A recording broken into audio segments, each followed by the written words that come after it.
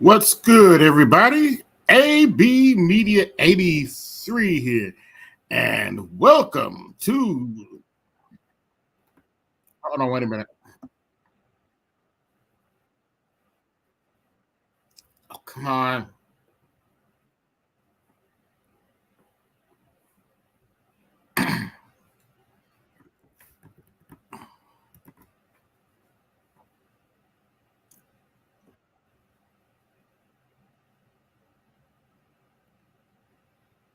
Okay.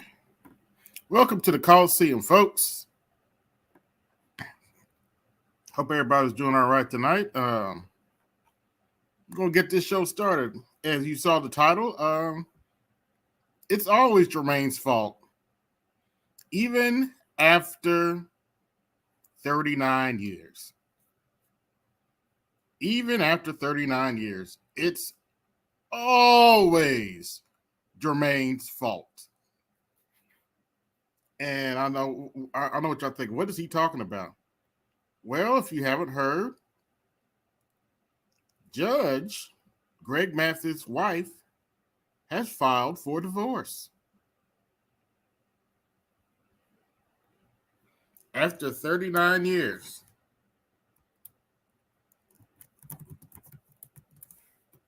Judge Greg Mathis' wife has filed for divorce after 39 years. As the title states, it's always Jermaine's fault. I'm done. It's always Jermaine's fault. And doesn't matter what part of life you're in, it's always Jermaine's fault. What's going on, AL?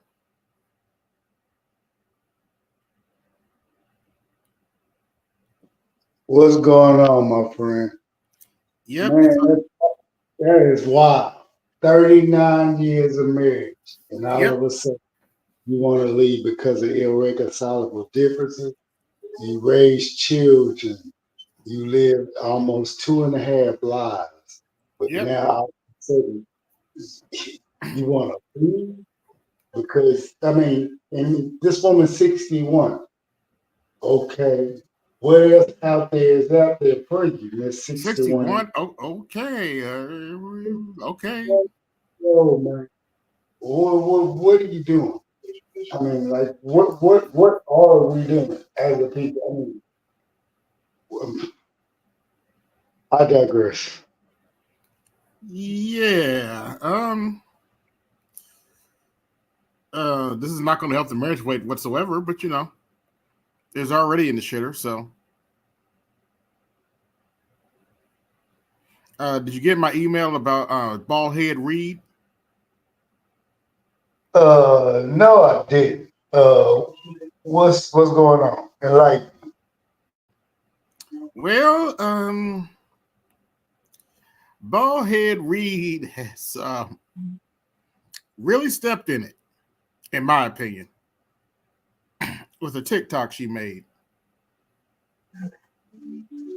And I can just show you because I just uploaded it.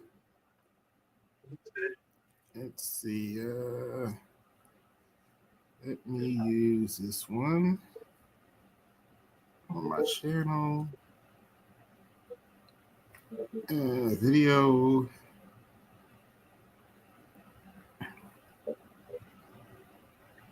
There we go.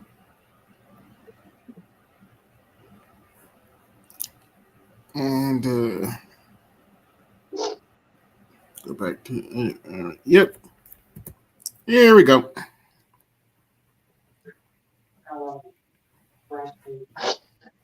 Hey guys, I thought about this, and y'all gonna look weird. Oh crap! 1 second, let me do something here.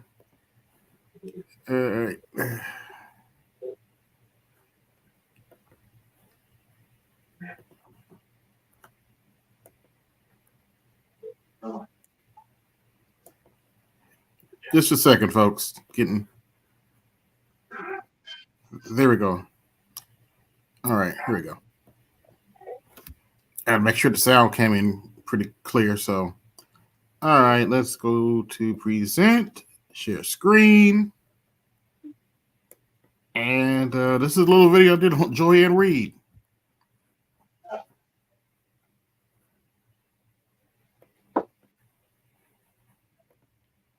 Hey guys, I thought about this, and y'all gonna look weird if y'all don't go Kamala Harris.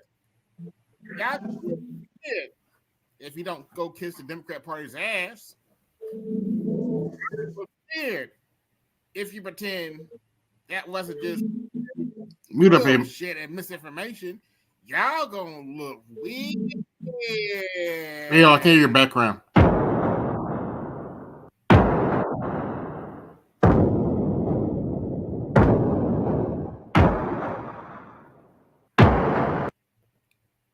What's good, y'all? AD Media 83 here. And I've always wondered where these heifers get off talking about you need to make over $100,000 a year for me to be with you. I always wonder where they get this kind of language from. Well, I think I may have found the answer. They too busy listening to Joanne Reid. So let's get into it. Hey guys, you know what? I thought about this yesterday. No, I guarantee you she has not thought about what she's about to say. I was like, you know what? I need to post this on these socials. So, all the people who keep saying they want to vote for Trump. Wait for it. Because of the STEMI. You do realize that in order to qualify for the CARES Act STEMI, you had to be broke. You do realize that to qualify for the CARES Act STEMI, you had to be making under $75,000 a year.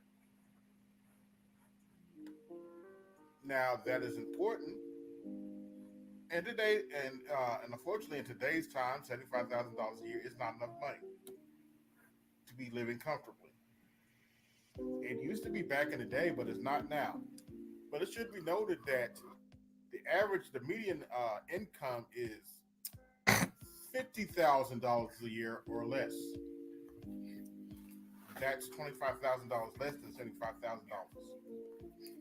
Oh, and there were people who made six figures that did qualify for those stimulus checks too, if they were running a household with a family.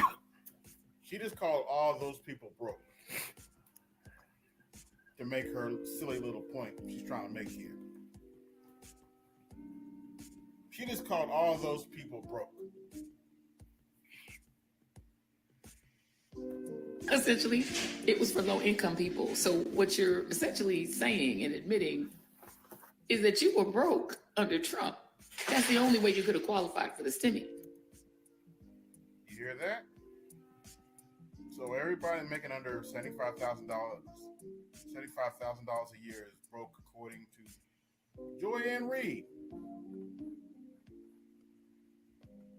And who is she encouraging y'all to vote for? Kamala Harris. Peace, good brother. Y'all still want to vote for Kamala Harris when heifers like this are speaking for her? So you're just saying and admitting that your ass was broke during the Trump administration. Y'all heard it for yourself. You're just saying to me, your ass was broke if you took that stimulus check. Remember, she supports Kamala Harris. Something to think about. You are actually making my point. And of course, the STEMI only existed because he let 1 million people die by lying about the pandemic and not telling us that that thing was airborne. So that is the only reason there had to be a STEMI in the first place. So now you're doubly making my point. Just something to think about. Oh yeah, it's something to think about. She's making fun of people who make under $75,000 a year. What does that say about you, Joy? Y'all heard it for yourselves.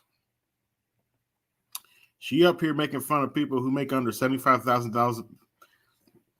According to Joanne Reid, $75,000 a year It's broke.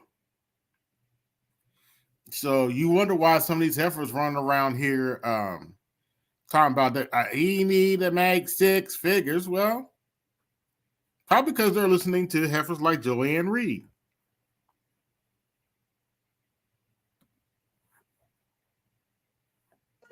I gave up on listening to her a long time ago, sir. Me too. I haven't listened to Joanne Reid in years. I stopped listening to Joanne Reid before I stopped watching TV. But you heard it from her. She's like, if you got a stimulus check, you're broke. Okay. If that's what y'all want to go to support Kamala Harris, you know. Uh-oh. Did you hear what I just played? Yeah, I heard it. They need to stop her, keep her off of Yeah. She's saying do stupid shit like that. We can get that kind of stupid shit from Sexy Red or somebody like that. Okay, she's supposed to know better. I see it like this, BGS. Last year about this time, they got rid of a beautiful looking high yellow woman for speaking her mind on MSNBC. If this bald head broad don't think they won't cut her off the air for language like this and comments like this, she got another thing coming. I mean, you know, since they're trying to get Kamala Harris in office, they will and let a whole bunch of shit go. But she's not doing herself a favor by going online and saying this dumbass shit. That was incredibly stupid. Because I was like, wait a minute, what was the minimum? It said $75,000. Like, oh, that's not going to go over well because the median is $50,000 and probably less than that. If you got a stimulus check, that means your economy was shut down, and he had to give you a stimulus check. He didn't do it because he wanted to do it. Right. But your thing is, there ain't no COVID, and the economy is horrible. So what's your excuse now? People are still broke.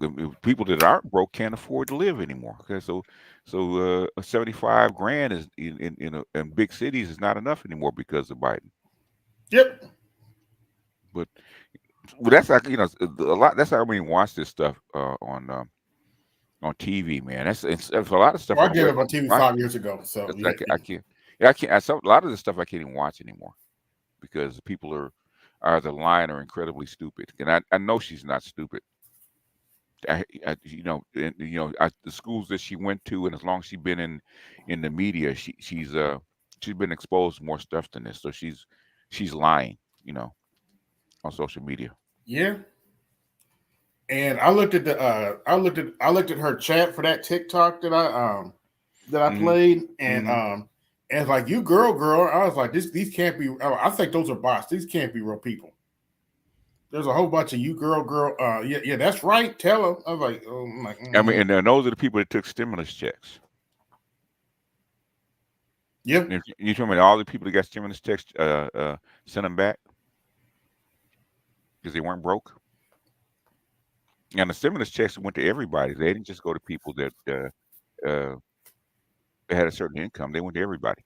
Yep. There's a reason why Trump wanted to put his name on those. Yeah. Yeah, that money went to everybody, regardless of your earnings. It went to everybody. And speaking of Trump, RFK just dropped down and endorsed him. Yeah, I knew that would happen.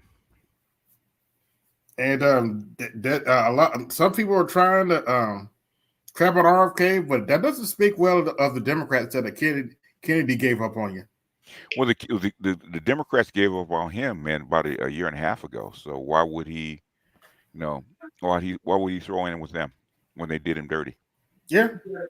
Same with Tulsi. I just don't understand why he pulled the plug. I would at least try to fight a tooth and nail to take some points from him. I mean, if you want to fight the fight, one, are you on enough ballots? Two, do you have enough money to actually make a campaign? Unless you just want to make a statement, and you just, to him wasn't worth. You already made a statement. There's really no reason for him to run this late.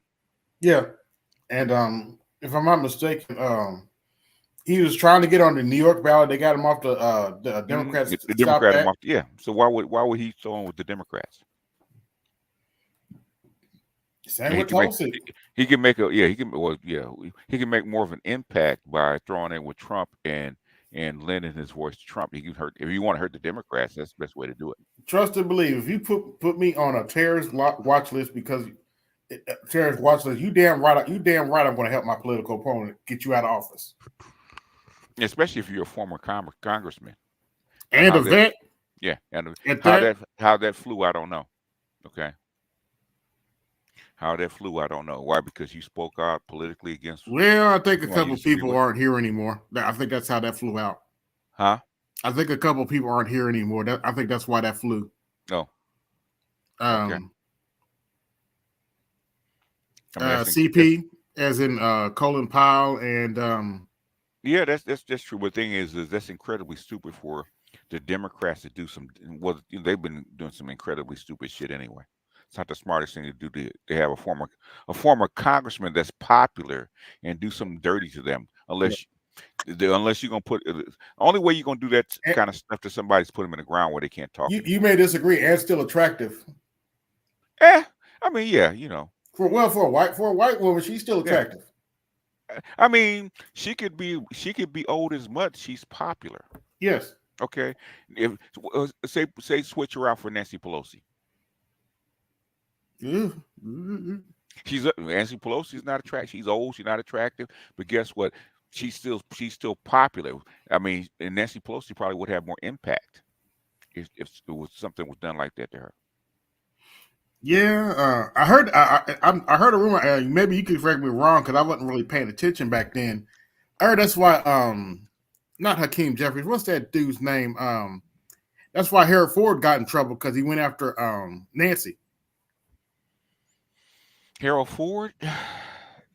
I wasn't really paying attention then. Harold Ford was an opponent. He was running for. Was he running for president? He was running for president. Well, no, he's running for Congress. I think it was Congress. No, he was running for president. And what happened with Harold Ford was his opponent said he dated white girls, and there was you go back and look at the commercial called where the white girl saying "Call me Harold," and that's what killed Harold Ford's campaign. Oh, okay. What's going on, man? That was Harold Ford.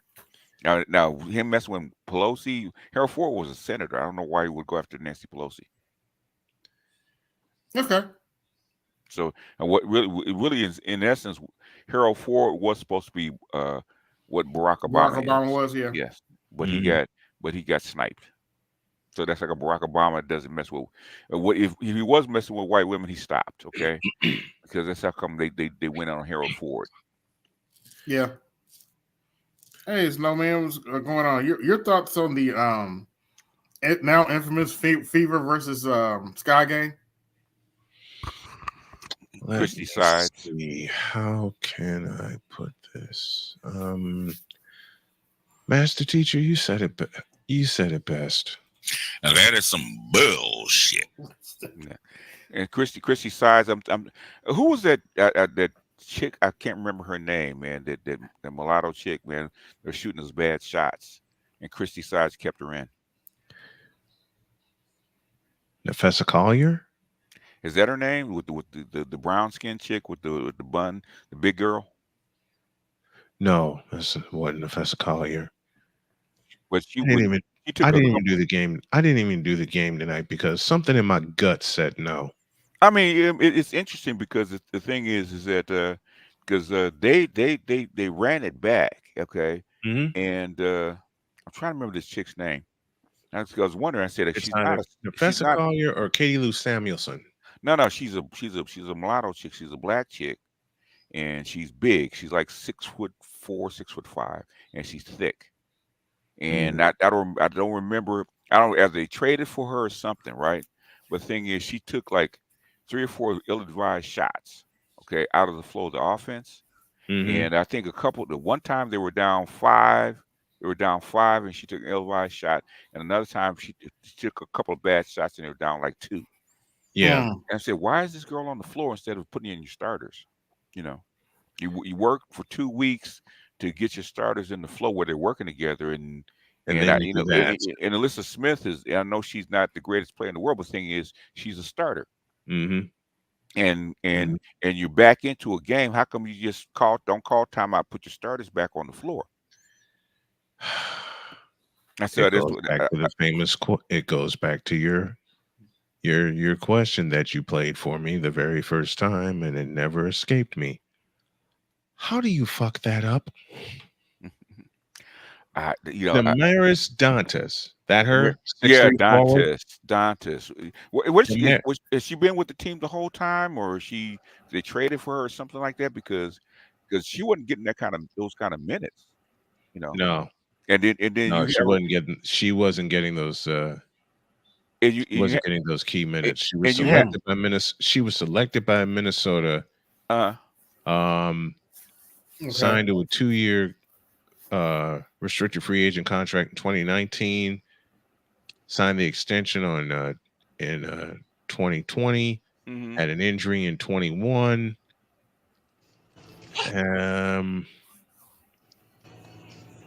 She was selected by Minnesota first round of the 2012 draft. This is her 8th year.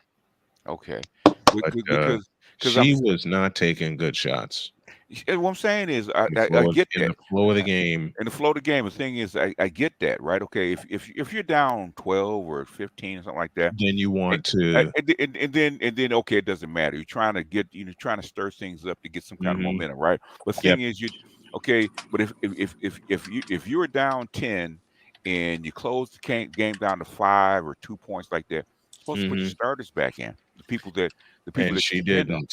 And she didn't. I said, and she said, okay, she took an ill-advised 3. They were down 5. I said, okay, they're gonna pull her, put the starters back in, and she kept the girl on the floor. Not one ill-advised 3, 2 ill-advised 3s. Yeah, two and ill-advised 3s. And these weren't like regular 3s either. These were from deep.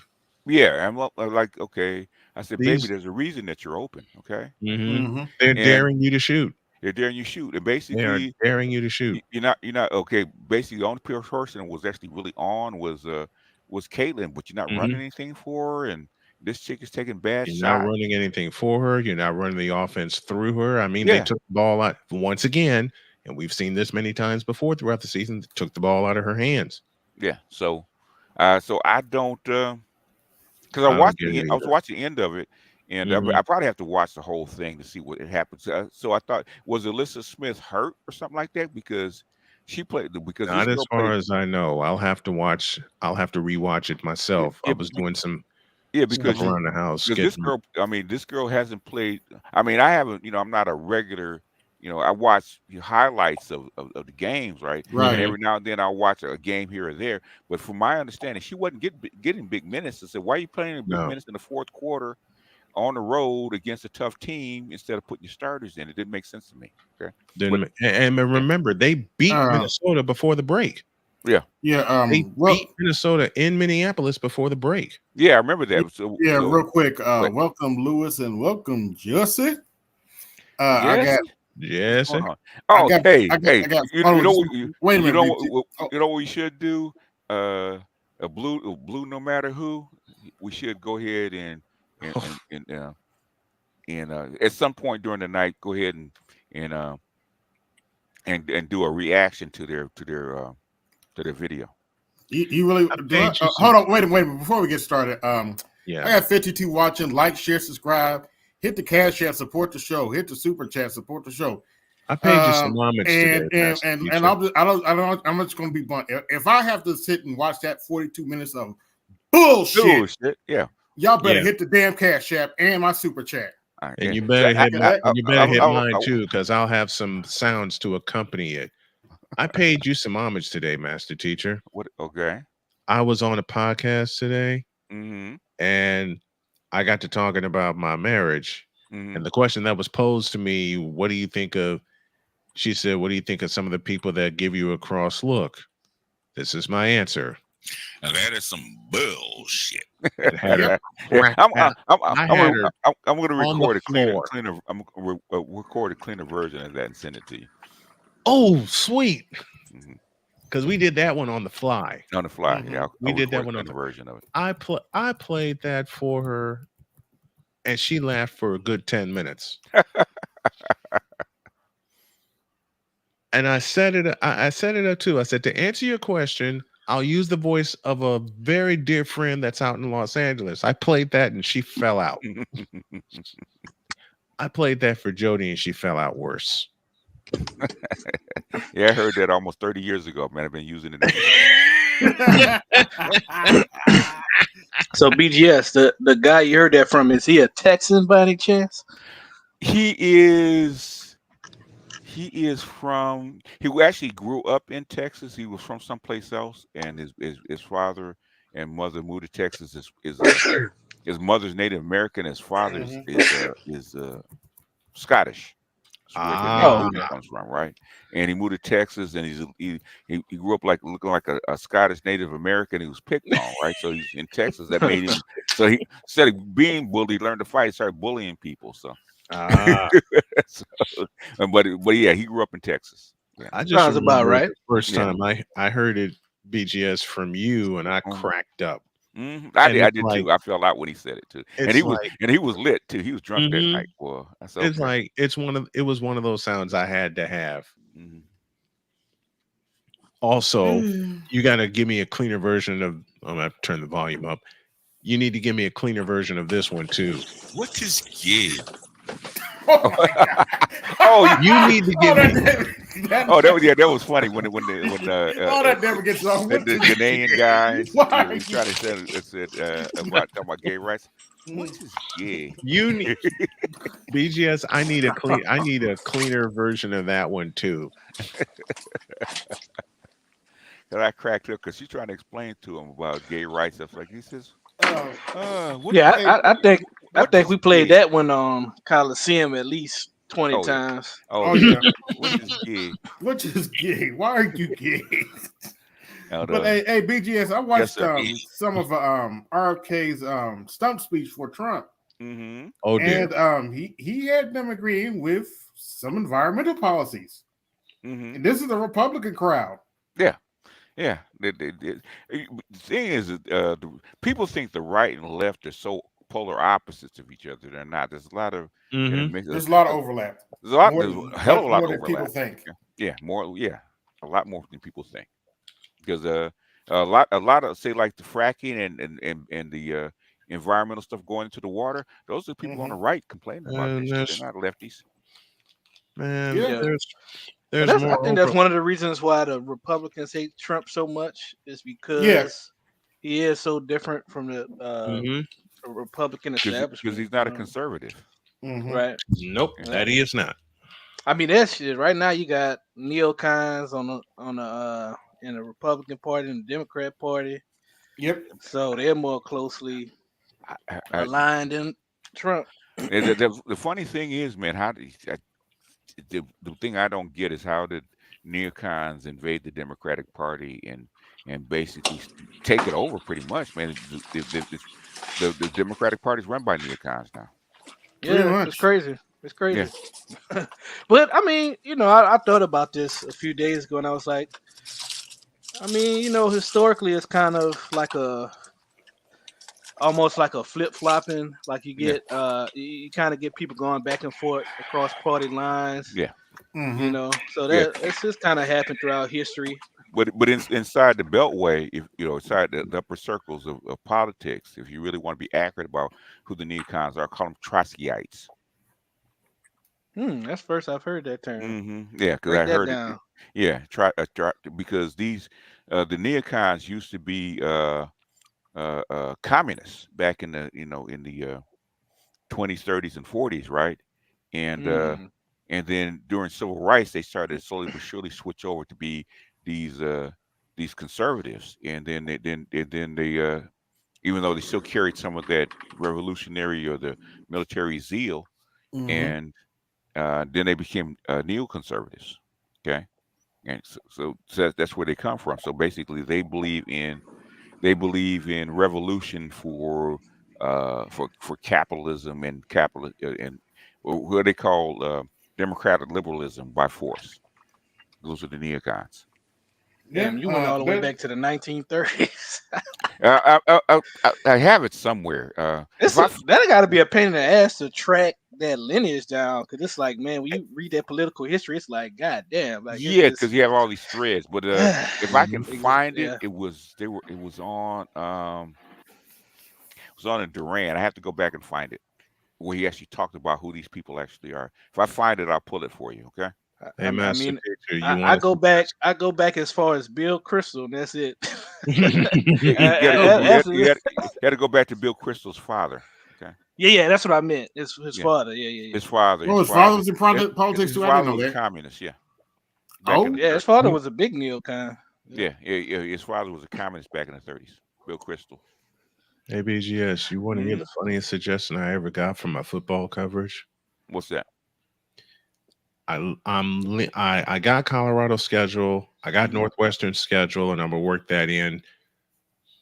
I caught a glimpse of Norfolk State and Florida A&M. Okay. I immediately turned it, and someone shot me a message. Why don't you do more HBCU games? Okay. This was a black man that asked me this question. My answer is simple, because y'all won't appreciate the coverage. Oh. Okay. Besides, the key network that's covering HBCU games, 4 little letters, and I don't have to say them here. If you got them highlighting your HBCU coverage when it was on BET for 24 years, yeah, big problem. And I met some of the guys that covered when I was at Soldier Field last year. Met a couple of guys that highlighted BET's coverage. But now you got this 4-letter network, and we ain't got to say the letters here, as I said, highlighting HBCU sports coverage. And the only sport they cover is football. They're not going to break into a basket. They're going to because HBCU basketball is trash. So. It is. Yeah. And it doesn't bring and class, what doesn't it bring for the networks? Money. Yeah, we're gonna get this over with, but before we get started, what the hell is this on my screen? Oh, you're about to find out. Before we get started, I may as well put this warning up ahead of time. Oh no!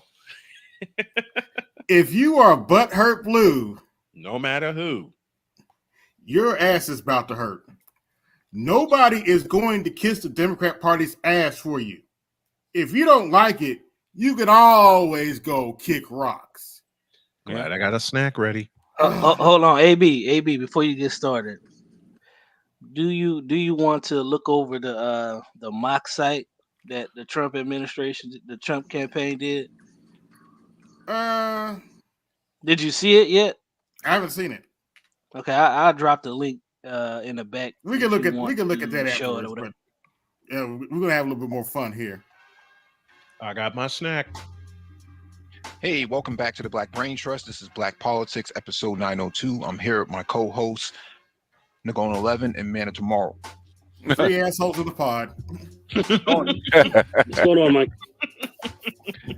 Nothing much. We had a long week with the DNC, the Democratic National Convention conference was this week.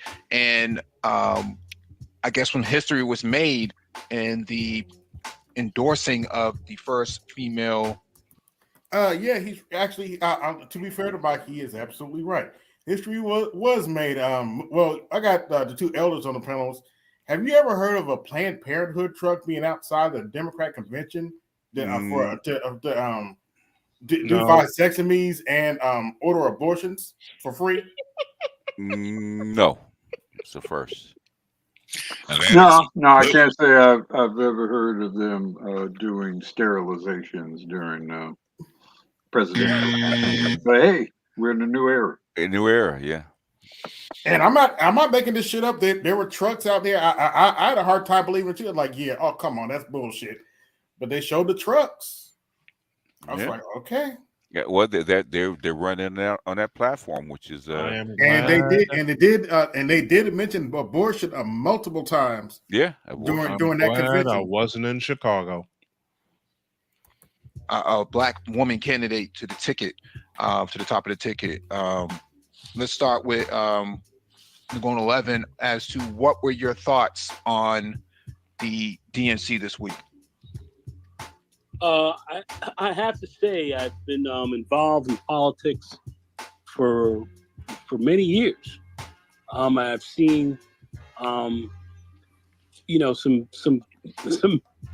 very hyped up presidential elections, and in campaigns, and I have to say this is probably about the best that I've seen.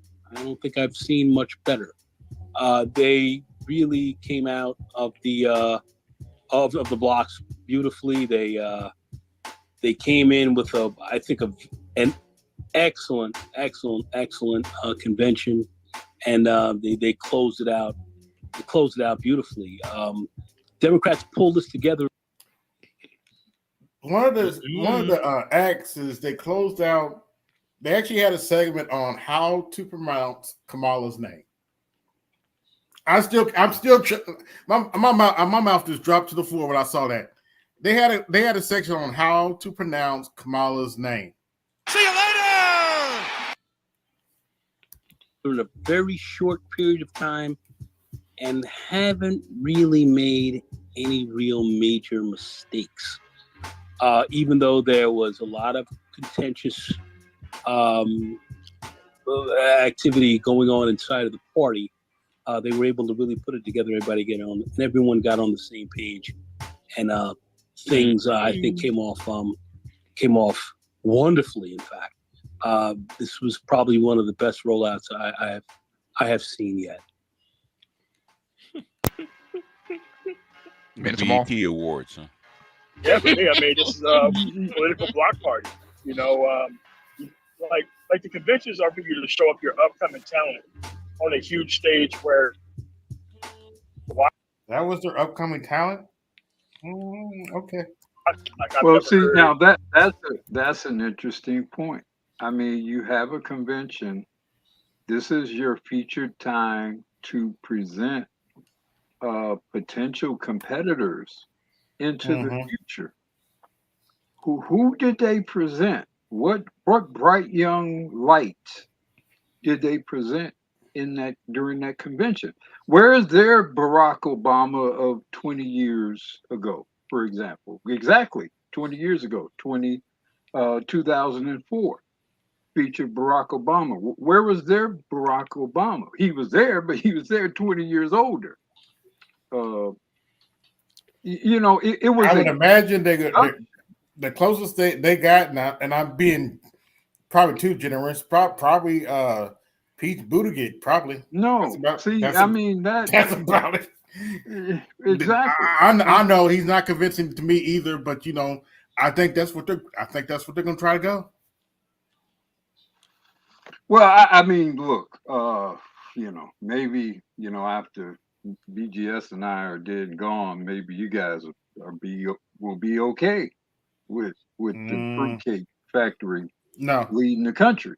Maybe you guys will be down with that. Ever in life tell that lie again? I'm just saying, because I don't know you niggas. I'm just trying to get. I don't know what y'all capable of doing, believe it. Black Uru, I love you dearly, brother, but don't you ever in life tell that lie again. I'm just trying to give it from their perspective. That's not my perspective. This is their perspective, not mine. I know. No, it was a good Hollywood production. Someone mentioned the BET Awards. I mean, it was a good.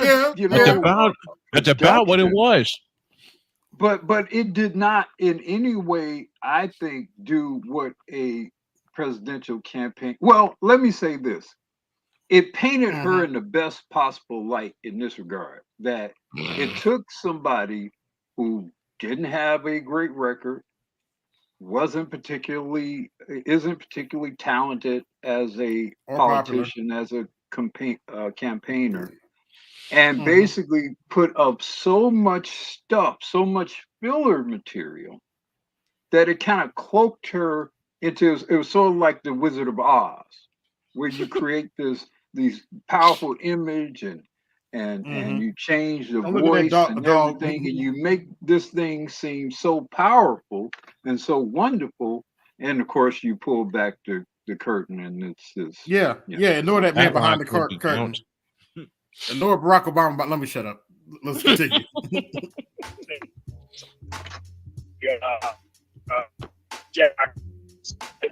I think he's Borgin right here. For me to actually tune into an actual TV Pritzker presentation, and seeing Hillary Clinton again, and Barack, and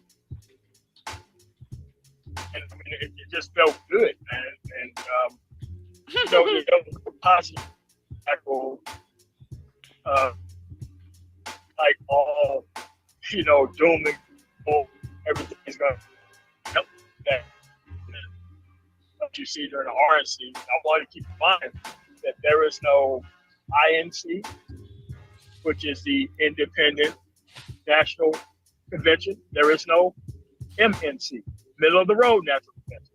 These are the only two conventions in town. You have to pick a side. These are the actual. Pick a side.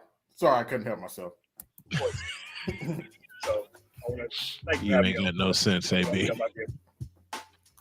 Yeah. For me, this was like a progressive pilgrimage. Homecoming for the progressives. They coalesced around each other. Hey, BGS, would you tell Savvy that with a straight face? Would you go tell somebody like Savvy Sabs like that with a straight face? Oh my God. Why would you try to tell him that with a straight face? Matter of fact, when you pulled this up, AB, and then you started playing it, I cannot remember the guy's name who said this, but he said it after a Jets game. Bart Scott. Yeah. Said it best in terms of the hilarity. Where's my arrow? When he said, "Can't wait." And I'm about to speed this up because I ain't sitting through 42 minutes. Y'all hit the cash up anyway. They are slow. They are so. What I was trying to tell Uru is that it's supposed to be a crescendo, right? You're supposed to build up to the last candidate, right? Yeah, right. The thing is, all the speakers in front of her are better than she was. They are so much more accomplished. You had two presidents that preceded her. Yes. Two very popular presidents that preceded her. Yes. Yep. Yes. And she couldn't speak worth a lick. And much better. In fact, the biggest ovation was Joe Biden at the very beginning of the at the beginning of the convention, right? Day. The convention. Yeah, The first day. And thing is, you end with her, and this is the best she could do at the end. Amazingly, Joe Biden had more policy in his speech than she did. She had no policies in her speech. N-U-N-N, none.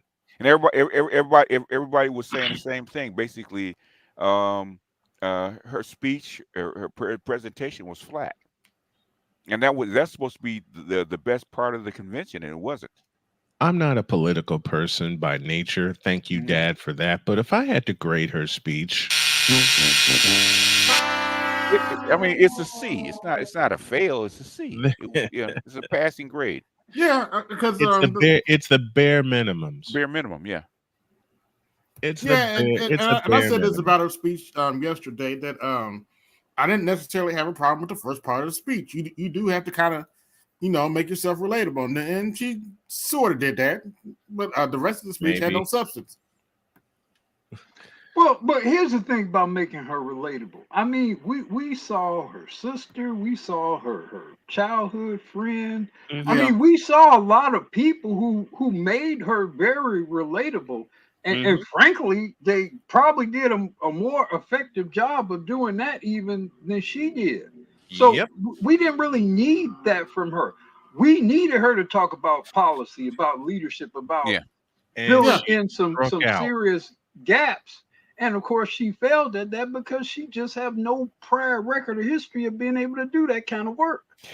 Yeah, but the thing is, at least they could have put stuff in there because you had a month to actually get this stuff together. And so you had a month to actually pull this stuff there, put together some kind of a platform or package. You could have done that.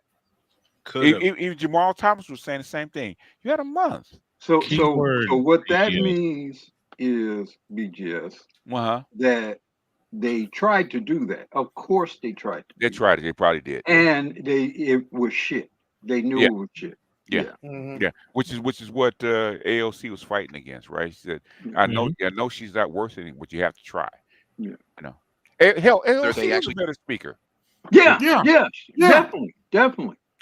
Made a lot of party talking points that unified the party in a way that when you think about the Republican National Convention, the RNC, they did not do that. You had people on stage who did not like each other. You had people on stage, President Trump or former President Trump in particular, who went down to Georgia right after the RNC, and then he kind of shitted on Governor Kemp. And so that's what the convention was there at the RNC. At the DNC, you did not have that. You had celebrities who were politically informed, who knew what was going on and knew what was on the line and told it the party line. Whereas with the RNC, you mean like D.L. Hughley, who got on stage and said, "I never want to argue with a black woman"? Okay. You had celebrities, but you had no idea what they were there for. They were just there for show and tell. And so I think this is probably one. I mean, I haven't seen a whole lot of DNCs in my time, but in my time of seeing DNCs, this is probably the best laid out one thus far. It was well thought out. It was in the right place. There was a lot of speculation about, if they have the DNC. Actually, that's a load of bullshit too. It was teased that Beyonce was going to be there, and she never showed up. So naturally, the beehive's in the frenzy right now. Oops. Did you say that? Yeah, Beehive being in Chicago for that. I believe the master teacher said it well. Now that is some bullshit. Yeah. Well, they kind of teased that Beyonce might be there, but yeah, whatever. In Chicago, a lot of folks are going to be upset about migrants and illegal migrants and undocumented people. That didn't happen. A lot of who the fuck? Just a minute. Time out. Go up. One time. Say what? Because you're there. I mean, they carding that area off. Hey, let me tell you, they round some folks up. They carding that area off. They made damn sure that they were going to keep the noise level down in and around that particular area. And they handled that shit. And the press made sure that the stuff didn't get out. Mm-hmm. Yeah, they did. Because there was a big thing about Roland Martin got rolled up on, Kamala Harris got rolled up on, and nobody said anything about it. Nope. They kept it to this. Nope. If you weren't on social media, you didn't see none of that stuff. Glad I wasn't in Chicago. I'd have been in the mix if I was in Chicago. I've been right down there with them. You know what? I'd have been right there. I have mixed feelings about it because Wait a minute, fellas. Go ahead. I got 71 watching. Like, share, subscribe. Hit my Cash App. Support the show. Hit the Super Chat. Support the show. The Cash App is pinned at the top. Yeah. Go ahead, Snowman. I would have been in the mix, but I also know how I am when it comes to my hometown. Yeah. And if Jody would have been with me, we'd have been hiding in one of our favorite food eateries, i.e. Giordano's Pizza. Yeah. While all the mess was going on. But knowing me, I'd have been so petty about it and been like 4 or 5 blocks away from the United Center. Well, basically, we would have had to been because that's what it's cordoned off. Probably like 10 blocks from the United Center. Yeah. I did security for the DNC in '96 during the Clinton rush. Okay. Yeah, that's the second Clinton. Yeah. Yep, that was the second Clinton campaign. I got away with a lot of rule bending that night. Oh yeah, a couple of them. Questioning of whether or not Biden was going to be there, he was going to make it, he was going to live this long. Biden was there, kicked it off for the week, and he was gone. Okay, he went out to go do his own thing. He got away from the party. Yeah, Biden was there for the first time. Then he got on the plane like an hour later and went on vacation. Let the party do its own thing. He took a step back. Couple of pieces that I noticed was that they did pull a few black folks, politicians from the ticket, or at least from the agenda. The 2 Justins from Tennessee. I was hoping to see them. They were in the audience, but they were not on stage. Those two clowns want to be Jesse Jackson looking like mother. Let me shut up. Hoping to see Letitia James. I'm not sure if Letitia James was there, Nagone. Do you know if she was there or not? I did not see Letitia James there. I suspect that she probably was, but she definitely did. BGS, what I tell you about Gorilla Grip Pussy and Letitia James and Alvin Bragg? That's why the Pawns go first. The Pawns weren't invited. That's why they weren't there. She definitely did not make the dais.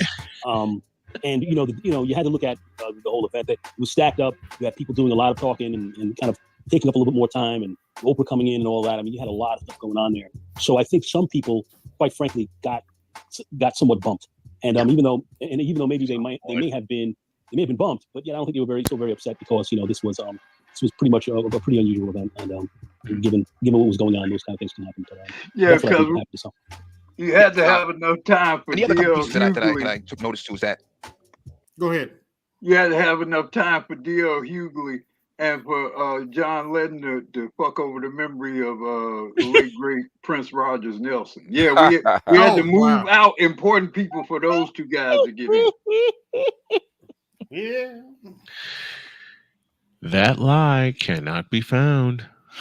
No lie sold right there. When you think about Democrats, Democratic leaders, you had Biden on Monday, you had Obama on Tuesday, Michelle Obama as well, you had Clinton, both Clintons, and then you had all the governors come out, all the major governors came out. You had just some of the best that the Democrats had to offer came out. You contrast that with the RNC. The RNC, you didn't really see too many people who were big influencers really come out. Like, where was the big GOP for the RNC, right? Where were some of your legends like Mitt Romney, the old school, the legacy class of GOP? They weren't there. And so when you think about the DNC, they took out all stops. They brought.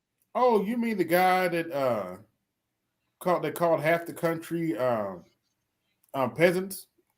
Mitt Romney? Mm-hmm. You mean that guy? Yeah. Oh. Mm-hmm. Of course, they wasn't there because, Trump pretty much reshaped the entire Republican Party when you think about it. So they don't really rock with Trump. And plus they weren't needed. Okay. Yeah. You could have had a DNC could have been like 2 nights. Okay. Also, I find it ironic that they're going on abortion because their big argument is, they're gonna try to get a national abortion ban. I was like, wait a minute, y'all forgetting about something.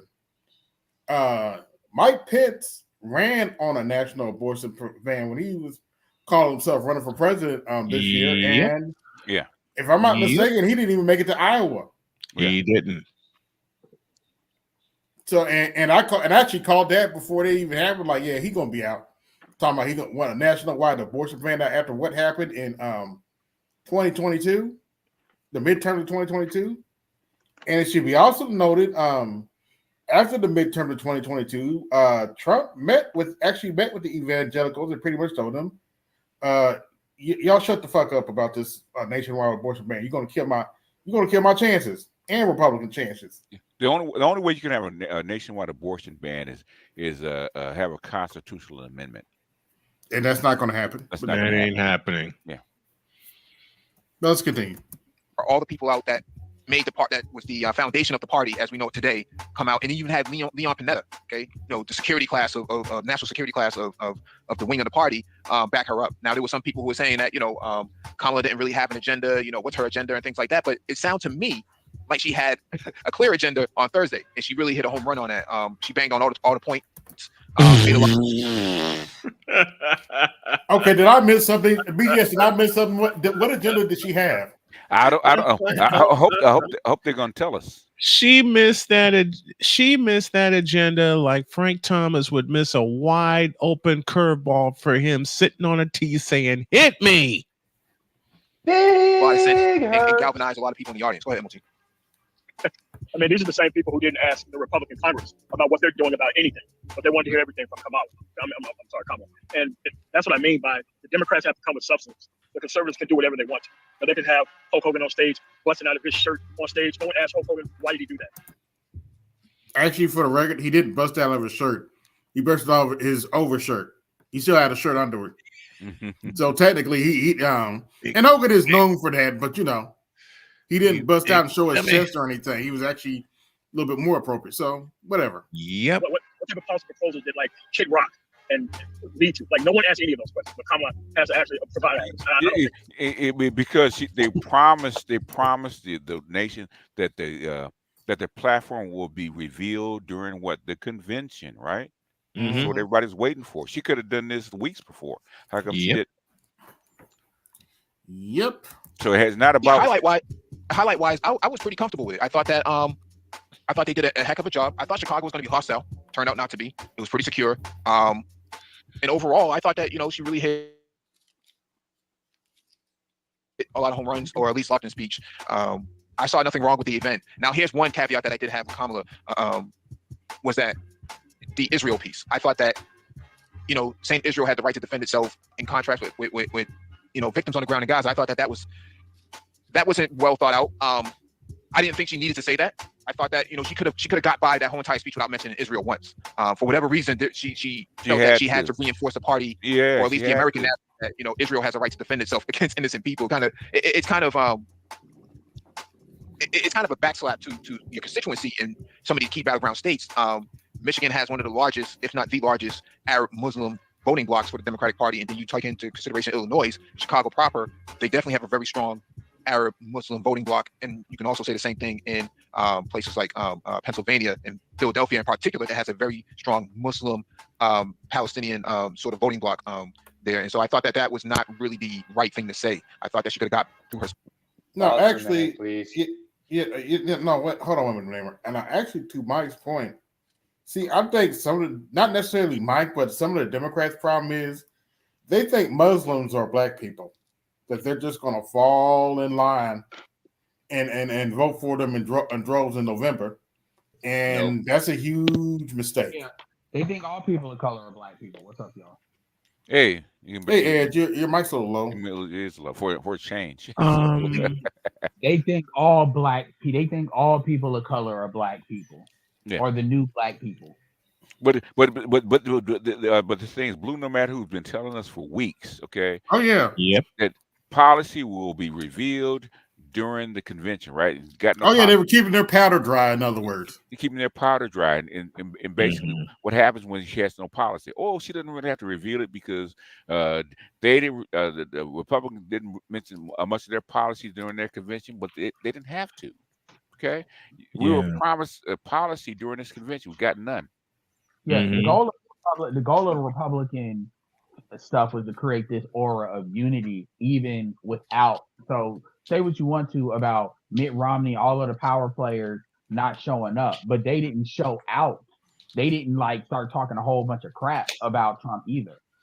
So during the RNC thing, so it created this aura of unity with the people, the constituency that Trump wants to deal with, because they know those people are in the primary.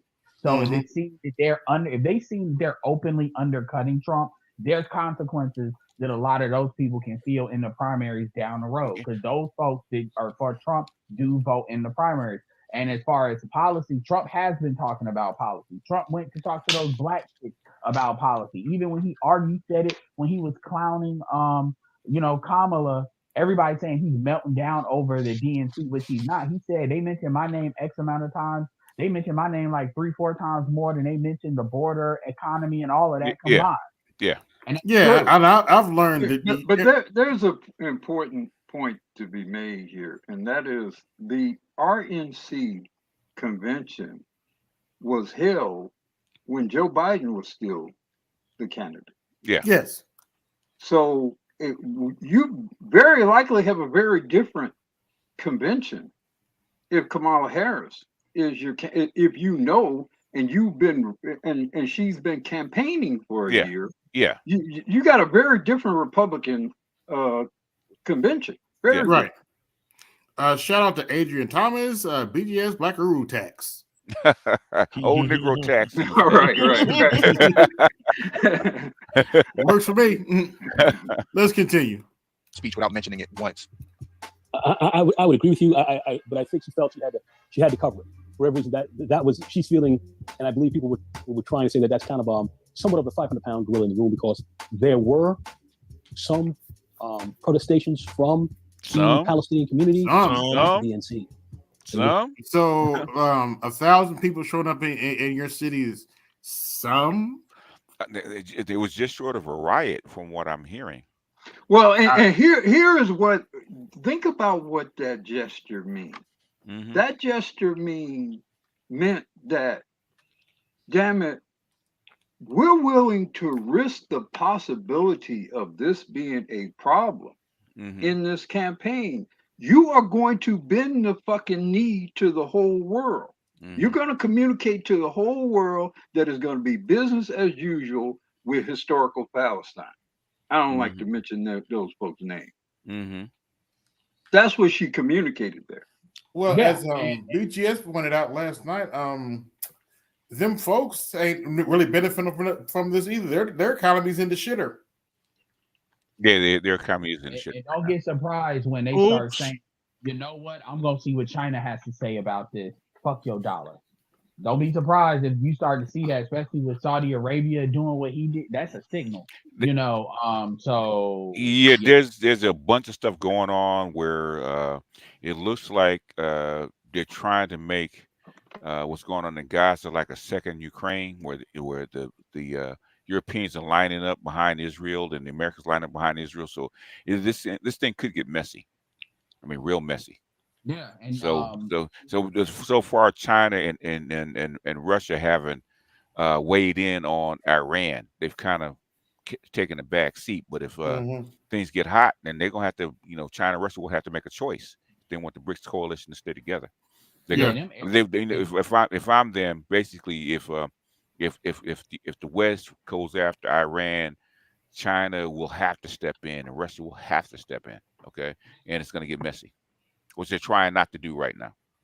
Yeah, and those Arabs are definitely mobilizing online, even the way they like black people. Don't. It's funny because they're doing the same thing the small hats are doing. Talk about why don't black people get involved in it? It's like a lot. So they're mobilizing. So they're definitely talking. If they want black people to mobilize and weigh in on them, then the black folks should do it. And guess what? We should write it down. Okay. So when it comes our turn, okay. Hey, didn't we ride for you? Oh no. I mean, I'm on that's not our business, and it's funny seeing how it's black women that are going back. Well, I'm just saying what's being said. What's being said on social media a lot is mainly you see black women involved in it, so it's like the matriarchy. But it's funny how these chicks, it's like they don't know how to communicate. Not the black women, talk about like a lot of these Palestinians. Like it's like on the one hand you don't like black people, but on the other hand, for some reason you think we're supposed to care about what's going on with you. It's not the thing is you're doing this as a moral shit during the moral thing. It's not moral. The thing is, okay, you want us to wash your hand, right? Okay. You want us to weigh in on your cause, right? Okay. It's called a marker. Okay, we can do. Hold on for a second. We can do that shit, but the thing is, we want to make sure that you remember this when it's our turn. So when we go after reparations and stuff like that, now, motherfucker, we weighed in for Palestine. We weighed in for Gaza. We weighed in against our, with our government for you guys. So guess what? I want to hear that shit about it. Ain't none of your goddamn business. Y'all better get your Arab asses over here and weigh in. So you're absolutely correct. The problem is in America, folks, there's most of the folks that's been here, like white people folks and stuff, they're smart enough to kind of create that aura like what you're talking about. So, and then we do it, they pull the rug up under you and then people get mad. The Palestinians are not even smart enough to do that. They're pretty much, you should fuck with me and I'm not going to fuck with you. The manosphere would not have gotten as far as it has in this nation and the world if we believed in that, right? We got to go black pill on this shit, okay? If they're calling for, if they're asking us, everything they're asking us to weigh in on this, we can do that, okay? We can do that. We can weigh in. We because we've done it before. We can weigh in, but guess what? When it comes our turn, I don't want to hear shit. Well, wait. Wait now. I got 93 watching. Like, share, subscribe. I haven't got any cash apps. Hit the cash app. Support the show. Hit the super chat. Support the show. BGS taxes in effect. Now go ahead. Real quick. I'm with BGS. A favor for a favor. Real quick, man. Okay. I haven't said quick, what? anything. I haven't said anything. You just got yet, here. So I have been here for about 10, 15 minutes. I've been You listening. just got, like I said, you just got here. All right, go ahead. I've been here longer than Ed. But okay. But PK, okay. Ed go had ahead. just got here. Okay. Okay. Oh, PK, everybody's just getting PK, go ahead. So here's the deal, man. I hear what you're saying, BGS. Bullshit. I You don't think hear what I'm saying. what you mean? Bullshit. You hear what I'm saying? Why am No, I getting it? go ahead and give it to me. Bro. I'm smelling bullshit already. Go ahead and give it to me. Oh wow. Are you Give it to me. okay? You need a Snickers, man? No. Like, what's going on? Like, are you cranky? No, What's going on? I need some weed. Oh, I You get it. stupid. I get it. Okay. Now go ahead and give it to me because I've been doing this. I've been doing this for 30 years. Go ahead and give it to me. Yeah. So listen, if there's going to be any sort of transaction that takes place here, it needs to be some sort of upfront cost to it. I don't believe that any of the past, insofar as the work that has been done with Black people and other coalitions that we've made, have borne out much fruit in terms of the Black collective overall. I don't think that's the case. Not in large part. No. Okay. Why the fuck do you think the Chinese spent $1 trillion in East Africa? Why do you think they did that? Are you saying that's because of quote unquote Black people in America and our coalition we built with China? Guess who gave them that suggestion? It was us. Because I was there because we had a CCP monitor. Okay, I know how this shit works. Yes. I mean, is there any evidence of that? I can go have my boy pull the tape if that's what you want. Yeah, can you bring up some evidence of that? It's like 20 years ago, but I can go ahead and pull the tape. But the thing is, I know this because we did it. Okay. I understand that. To me, my position on it is I don't trust them Arabs, and that's what I can be wrong. I'm just gonna be wrong. The thing is, okay, with social media, okay, with social media, if it wasn't for social media, but you wouldn't have no evidence, right? Okay, with social media, if they want us to weigh in on this, okay, we can stand up. The thing is, when it comes our time, we got the tape. What you ask us to do? What do we do? Now you gonna go out in front of the world and shame yourself that you renege on your promises? Is that what you're gonna do? Is that what we're doing right now? That's a part of anti-Black. They don't care. Yes, they do care because the whole world is looking. It's not just us. Okay, go ahead. Yeah, let's continue this. Finish up, and then we can continue this. I'm saying what is happening. That's all I'm saying. Now, this where they're going. So we can say about what should be happening. Because what you're saying, I understand that, but that's not what's going on. You're not behind the wall, so you don't. Basically, you should be behind the wall. We know what's going on. We know what's going on. We know why it's going on. Okay, and you at a point where this kind of shit matters. Okay, that's why this election is looked at by the whole planet right now, because this shit matters. Okay, that's why they're looking with a microscope right now. Yeah, let's continue. And they did make themselves known. So that was a factor, and that's something you couldn't ignore. I think she tried to play classically to the United States position with respect to Israel that we've seen from both parties, Democratic and the Republican Party as well, have gone straight down that line without varying really from one side to the other from either party. That has been the same policy, irrespective of party. So I think she mentioned that, but what I think she tried to do on the back end was saying, listen, to the Palestinians who are getting hit and damaged, we're gonna solve this problem as well. We're gonna come and look to handle that problem too. So she tried to handle both sides. That's difficult. You are not going to please everyone in this type of situation. I think she did the best she could. I think it could have been avoided, but she chose not to. And I have to give them some credit for at least addressing that 500-pound gorilla in the room. She had to bend the knee. It'd been a lot easier not to, and then she could have, of course, taken an awful lot of heat from that as well. True. Just because you didn't address it. So she had to bend the knee. If you don't, in a lot of ways, but that is an issue they're going to have to deal with. And if she becomes president, that is certainly going to be an issue she's going to have it's hot and heavy in her lap. That's an issue she's going to have to deal with. She's not going to get around that. So I give her an A for effort. But did it hit the mark that it needed to hit? That's questionable, depending on who you speak. And You we'll see. think it'll cost the Michigan? And this is one of those issues that I don't have a comment on positively, other than her Why? handling very well. To the point to where she wasn't like Bullshit. being held Oh, down with boy. what she said. So I say it's a victory there. So A victory. Yeah. Say it again, BGS. Bullshit. That's some Thank you. bullshit. That's how Think Prince it'll- would say. That's how Prince would say. Bullshit. Do you think it'll cost her Michigan? I don't know. 'Cause that's like the where Time she will goes- tell, but Yeah. She had to bend the knee because that's where the money's coming from and the press is coming from. She had to bend the knee. Trump had to bend the knee. She had to bend the knee. She had to bend that some bitch backwards. Mm-hmm. Yeah, maybe Don't she didn't. worry, she has the pads for it. She Oh, might have had shut to up. put them behind her head, but you never know. You know. You an asshole, AB. I love you for that comment. She had the pads for it, but let's continue before I. How big are the pads? Yeah, and you don't want to. At as her the age, you DNC don't is, want to know. you know, this major Good massive answer. pilgrimage that's going on. On the opposite side, Trump's in North Carolina, you know, bumbling around, not really being coherent on Truth Social, you know, responding to everything that she had to say at least 37 times. You know, I've started to realize it. Whenever they said Trump's going unhinged, then you go listen to speech like, what did he say wrong? He's not. That's not unhinged. That's Anacita said the same thing when at the NABJ. You know.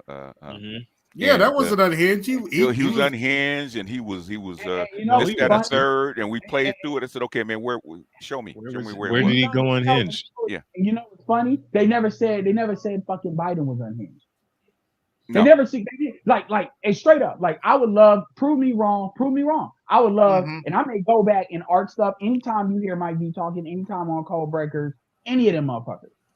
Like, have you all ever said that about Biden? Even though there's clips of him falling multiple times, you know, like so it's like we have a baseline of what bumbling and to be straight up, Biden had a pretty good talk in the DNC. He did. Like, He did. So this is not just me hating on Biden. If that's how he was by default, he'd still be running if he could put up those appearances. No. But my thing, Biden probably had been in a crypt for about 3 days.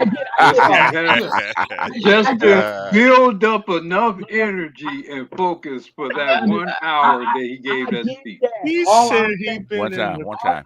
is from a presentation standpoint, if that's what we were showing and they kept all that other stuff hidden, he'd still be running. My point though is that we have a baseline for what that is. It's not like this is something far away, like we talk about George W. Bush or something. I mean, hell, George W. Bush has fumbled more than technically Trump has.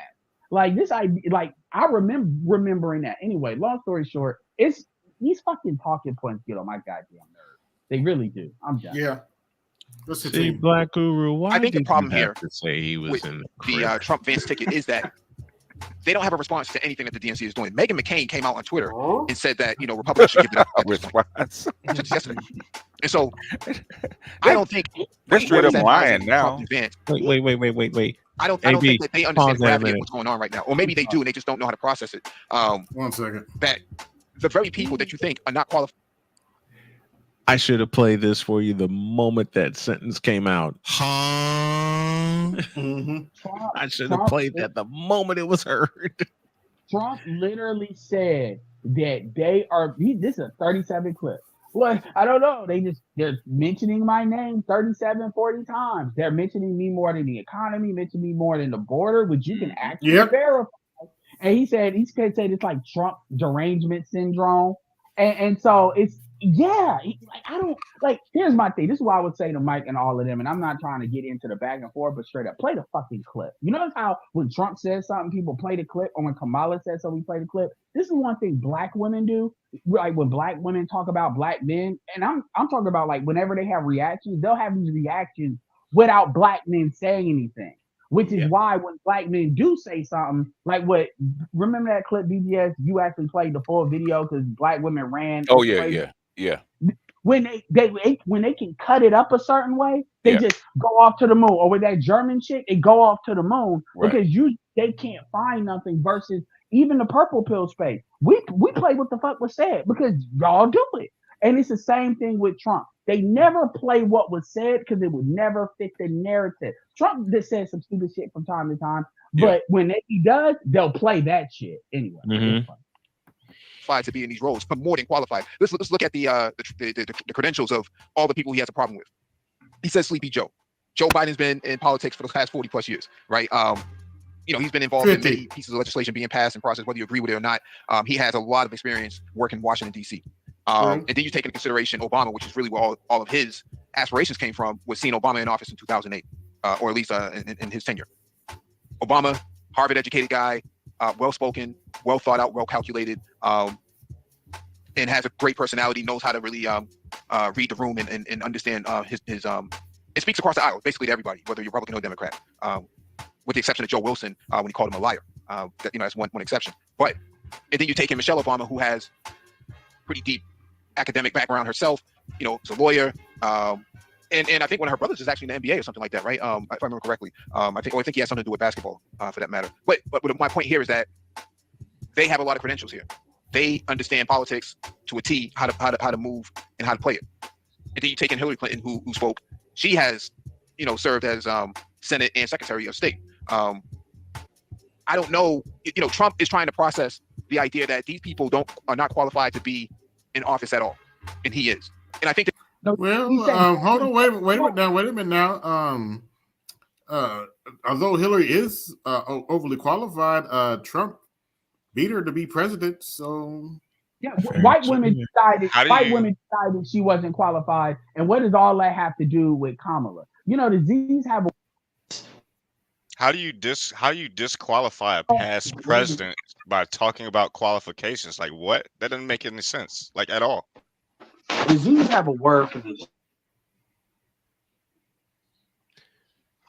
You're in and out. Yeah, you're in and out, Ed. I'm gonna head off to bed. So let me salute the panel with this. What in the all types of blue hell? And this. Exactly. Yeah. And this. Now that is some bullshit. And I can't find the one. Oh, I can find this. Tiger uppercut. And to the DNC, I leave you with one final question. And BGS, you know it very, very well. How do you fuck that up? How do you fuck that up? And that's something I you there's a lot of try to go with a dementia patient. That's how you fuck that up. Who agree with him, but don't necessarily understand that you can't grift your way to the top. It just doesn't work that way. He got away with that once. It's not gonna. Okay. We're really talking about grifting our way to the top right now. I mean, a lot of what he's saying, with this is inappropriate. I play these two questions. What in the all types of blue hell? And I back it up with. How do you fuck that up? How do you fuck that up? Let me say goodnight. So let me just ask the panel in the chat. Kamala Harris isn't grifting her way to the top right now. You put me in a stupid round. You fool! Wait. I mean, not. Gentlemen, this woman is the. I have to repeatedly say this. Please say it. Please say it. This woman is the Democratic nominee. Mm-hmm. Some people claim she so-called is leading in the polls. Yeah. Not a single fucking vote has been cast for this woman. Yeah. Not one vote. Not one vote. No. Not in one vote, and not in one state in this country has been cast. Not one. This whole process is a farce. Yeah. This is a coup. Yeah. Mm-hmm. Let me. He said whole process, not whole process. Let me close with our Saturday. I thought she was leaving like 10 times ago. I am, but I keep finding buttons, but I gotta get this one. Use a troll. Use a troll. No, I'm not trying to say she's a grift. I'm just saying. Use a troll. Good night, y'all. Good night. And actually, it's not a troll to say she's a grift. I'm just saying. Going to work twice, and I don't think he's ready to accept that. And his base as well, and not really ready to accept that this guy is so unqualified for this role that even on the campaign trail, it's starting to show up. Based on what facts? He's already been a president. Right, the chinks in the armor are starting to show up, and a lot of people are not showing up to his events like they used to, maybe back in 2020, maybe back in 2016. It's not the same. It's not the same exact campaign, and so I think they're having a hard time accepting that, yeah, somebody like Kamala can move 25, 30, 35, 40,000 people at an event. That's possible now. We all know that that's possible. And so the idea that, oh, well, she's not. Hey, BGS. Yes, sir. You smell that? You smell that? Smells like Bullshit. bullshit. Bullshit. Yeah. Capable. She's not all that likable, right? Oh, Kamala. Oh, and I do mean bullshit because it's well known that Democrats pay people to be there. Oops, did I say that out loud? Well, I mean, that's a major criticism that's been levied for a while now. And it's the truth. I don't know why the fuck this is even a talking point that he's making right now. Because that's all not he true. has. If Kamala wasn't all that likable, you wouldn't have black women for Harris. You wouldn't have black men for Harris. You wouldn't have white guys for Harris. You wouldn't have white women for Harris. Don't you mean black males for Harris? I mean, all of these. Okay, and they're trying to say that all of a sudden, after all these years, just because he's been picked, he's popular now. Is that what you're saying? I mean, look, every nominee has, especially one who, like herself, knew first quote black woman ever nominated, to be and to appear in the general election. Mm-hmm. Of course, there's going to be factions of people who are very excited about that. Mm-hmm. They're not necessarily representative of the population and the people who are going to actually vote in November. Mm-hmm. They're just this group of people, these fans or whatever, because she's black or because she's a woman or because they, whatever. They don't represent necessarily who's going to actually vote in November. You know what they represent? They represent the people that would rather a dead body than Trump be president. Trump. That's true. Those are the people that are showing up. Okay, and there's a lot of people that do not like Donald Trump. Right. Yep. Well, I think we underestimate the veracity and tenacity of astroturfing and what that looks like. I mean, like, let's be clear here.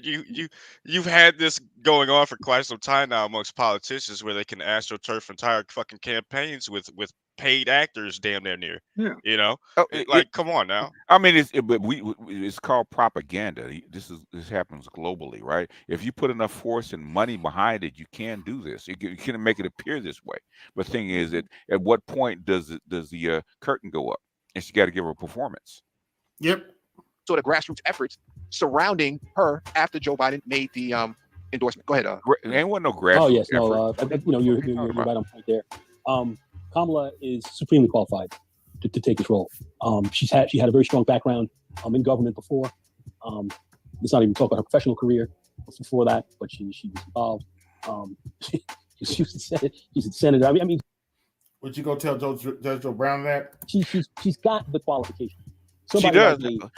Really? Donald Trump, who came in who had no public service experience, no administrative experience dealing with any form of government. When he took the reins of power, and when some of the most, now one could say when you become president, you may have a easier go about it, or you may have a very difficult. It depends. But at the end of the day, you have to be prepared to deal with essentially tremendous circumstances that you may never have seen. I mean, somebody like let's say President Lincoln, he had to deal with a civil war in his country. Had to deal with that. It was very difficult. Somebody like a President Roosevelt had to deal with a Second World War. One of his states were bombed. And then he had to put together a war effort. Even before he got to the war, people did not want him to get the whole Lend-Lease program with England and all that to survive. Knowing this war was going to come here, he had to prepare his people for a situation that he could not be absolutely sure they could actually win. So he had to be prepared for something like that. So, when the heat came down on somebody like a Donald Trump who had no experience in government whatsoever, when a tremendous pandemic came down, which would have been difficult for any president. That wouldn't have been easy for any president. They were those who had plans, who had already anticipated looking to deal with something like that, had plans. He erased whatever offices that were there, the office of the pandemics, and then was incapable of dealing with a most difficult circumstance this country and failed nation. I know people have forgotten about that, but that's what you're there for. You're there to deal with extraordinary. Actually, no, we haven't forgotten about the fact that Donald Trump lost because of COVID. Yeah. He did. We haven't forgot about that. Yeah, forgot about that. But we're not talking about Donald Trump. We're talking about her. I mean, that's the issue. They're trying to reframe hold the on, entire can I finish discussion. what I'm saying? Is that all right? You got to go ahead. Thank you. Okay. The issue is what qualifies her to be president. Crickets. Well, I mean, and he's mentioning COVID. What about this trash ass economy that she's associated with by virtue of being vice president? The two wars. What about the two wars? Yeah. That she's directly connected to by virtue of being vice president. Hold on, wait a minute, Those are much more recent events. Recent, they're still ongoing. Yeah. Yeah, but Backroot excuse is, but she's only the vice president. She can't do anything. You're part of that administration. No, that isn't an excuse. Yeah, no, it's not an excuse. It's called political pressure. That's what FDR did. Go ahead, BJ. And okay, say she didn't agree with some of the stuff that he was doing, right? She didn't agree with his policies, with the border policy, with the wars or something like that. Okay, if you don't agree with it, what are you going to do to actually reverse these policies if you didn't agree with them? Have you said anything? You just can't float crickets, okay? Okay, you said, well, the economy is. Well, they keep trying to say the economy is not they inherit this economy, and this economy is not their fault. Okay, but you've been in there 4 years. What'd you do to correct it? Crickets. Did you make it better or you made it worse? Made it a lot of worse, if you ask me. But in other words, it's called the bully pulpit. Well, this entire campaign is being ran essentially with the idea that we're going to stoke fear surrounding Donald Trump. They don't actually want to talk about what it is that they're engaged in, not in any serious way, or talk about new policies that would change the course of America. They're not interested in that. And Trump pretty much said it at the NABJ, right? He said what it comes down to. I said the vice president doesn't, has a little bump, but it really doesn't matter, right? He said, comes down to if you like me, I'll win. If you don't, I won't. And that's what it's coming down to. Since I got Jules in the private, thank you, Jules, for the Cash App. Y'all like, share, subscribe. Got about 100 watching. Hit the Cash App, support the show. Hit the Super Chat, support the show. Issues that can come up as president. You have to be prepared for that. This man was prepared for this kind of thing. So what could happen this time around coming into this presidency? This individual may not be prepared for, babbling all over the place on social media, babbling like some kid. My grandson doesn't make this. My grandson doesn't get out and operate like this. So this is he is profoundly unprepared for this. He's profoundly unprepared, and he shouldn't be anywhere near a presidency. Again, the thought of that is actually terrifying. This is what projection sounds like. So somebody like Kamala, who is not only within government but has been vice president and has seen how this job is done, is somebody's actually sat in the seat for 4 years, or somebody that has screwed up as vice president for 4 years. Well, here's what's so crazy to me. If you were that concerned about this particular election, you would have organized your campaign much better prior to where we are right now. Mm-hmm. Yes. You wouldn't have let it get to this point where you're running against Donald Trump with a Kamala Harris in the first place. That would have never happened. Right. And that's why she's being looked at differently than how she might have been looked at 4 years ago, which is how she's being looked at today. And I think those estimations are a problem. I mean, the problem that Donald Trump had with all these people is because they're extremely qualified. And you have to realize that a lot of people think that, I could do that job type thing. And they think that, he's a businessman. He knows what he's doing. All his successes were all perceived. It wasn't even for real. And it's like the only thing that saved Trump, COVID showed you the immense lack of foresight that he had. Could you imagine if anything for real actually happened while he was president? It would have been a monumental disaster. A monumental disaster. And it just goes to show you. COVID was not for real. Did that, it took off. Wait a minute. Wait a minute. Wait a minute. Like in comparison to like an alien attack. Maybe that's what he Yes, means. or nuclear war. And let's keep it all the way 100. 9/11 happened under George W. Bush's watch, where he didn't foresight that who George W. Bush was, or when the president he was trying to be that year before that happened, and what he had to be after that are two completely different people. And he kind of realized that, towards the end, where really he got the hit for a lot of stuff Rumsfeld Cheney did. Obviously, he's the decider, like he said at the end.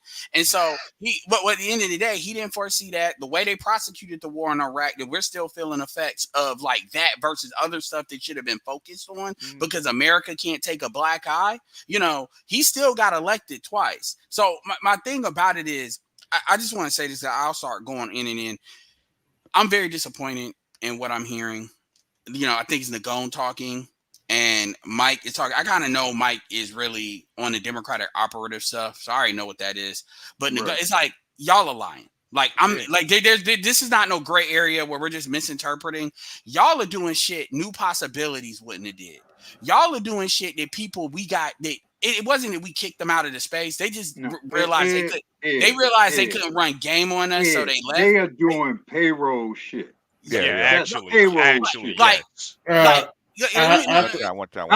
gonna say it. I want to say yes, and I want to say this. Let me finish real quick. And I want to say this like short it up yet. Brandon Tatum don't even do shit like this. See, the thing about Brandon Tatum is I could disagree vehemently with the shit he say, but Brandon Tatum believes what he says. And another thing too, Brandon Tatum looked in those white people right in their face live and said those police are not obligated to save those kids. And he also told him that his kid wasn't black. He's biracial and his racism call him black. So he believes y'all Black Guru, you right. It's payroll shit. And that is shit I don't respect. These dudes that dude was comparing Kamala to Abraham Lincoln, man. Come on, man. That's a payroll.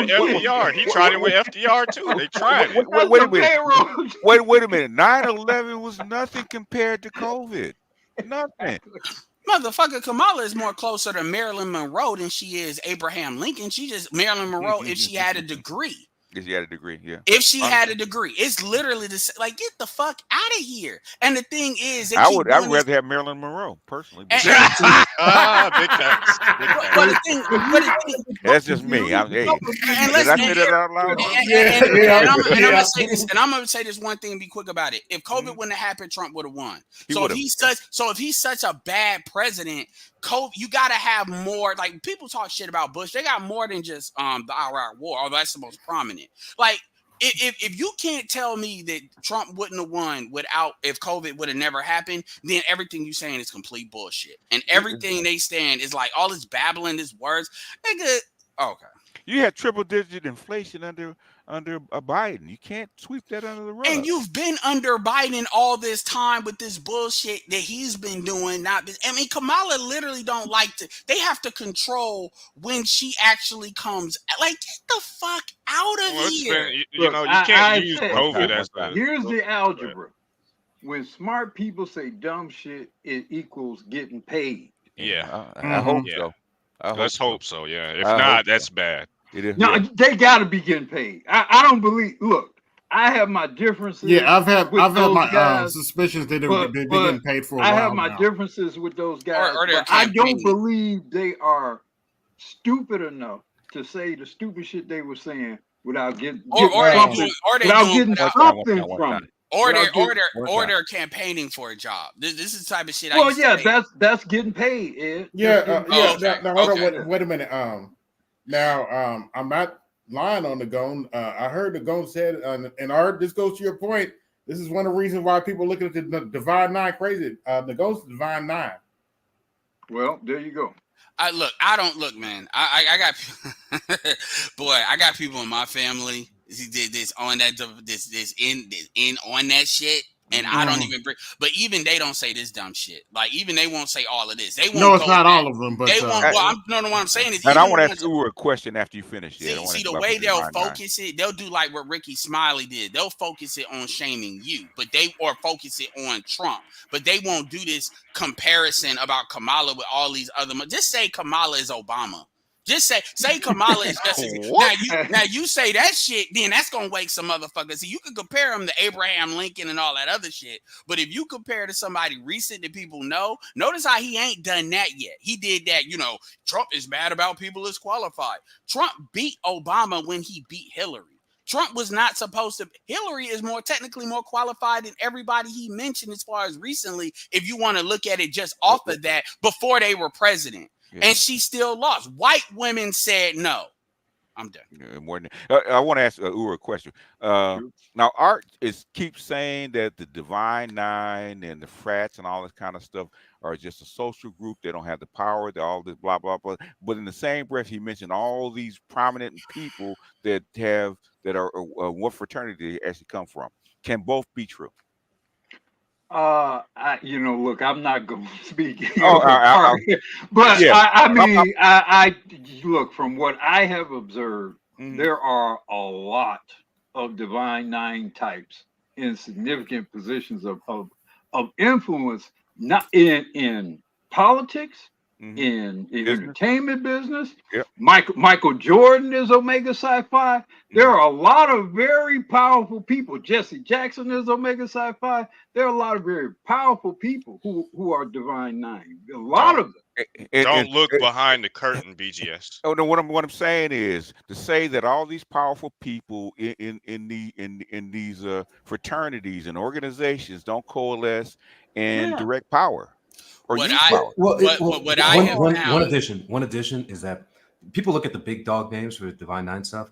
That's a good one place, but you should also look at the people who are on the state level for the parties and who are doing that. Those minor roles, the deputy secretary of X, Y, or Z, who are Howard alumni, Georgia Southern, those type of schools. Those are a lot of folks who went and worked at the margins and then worked their way into power.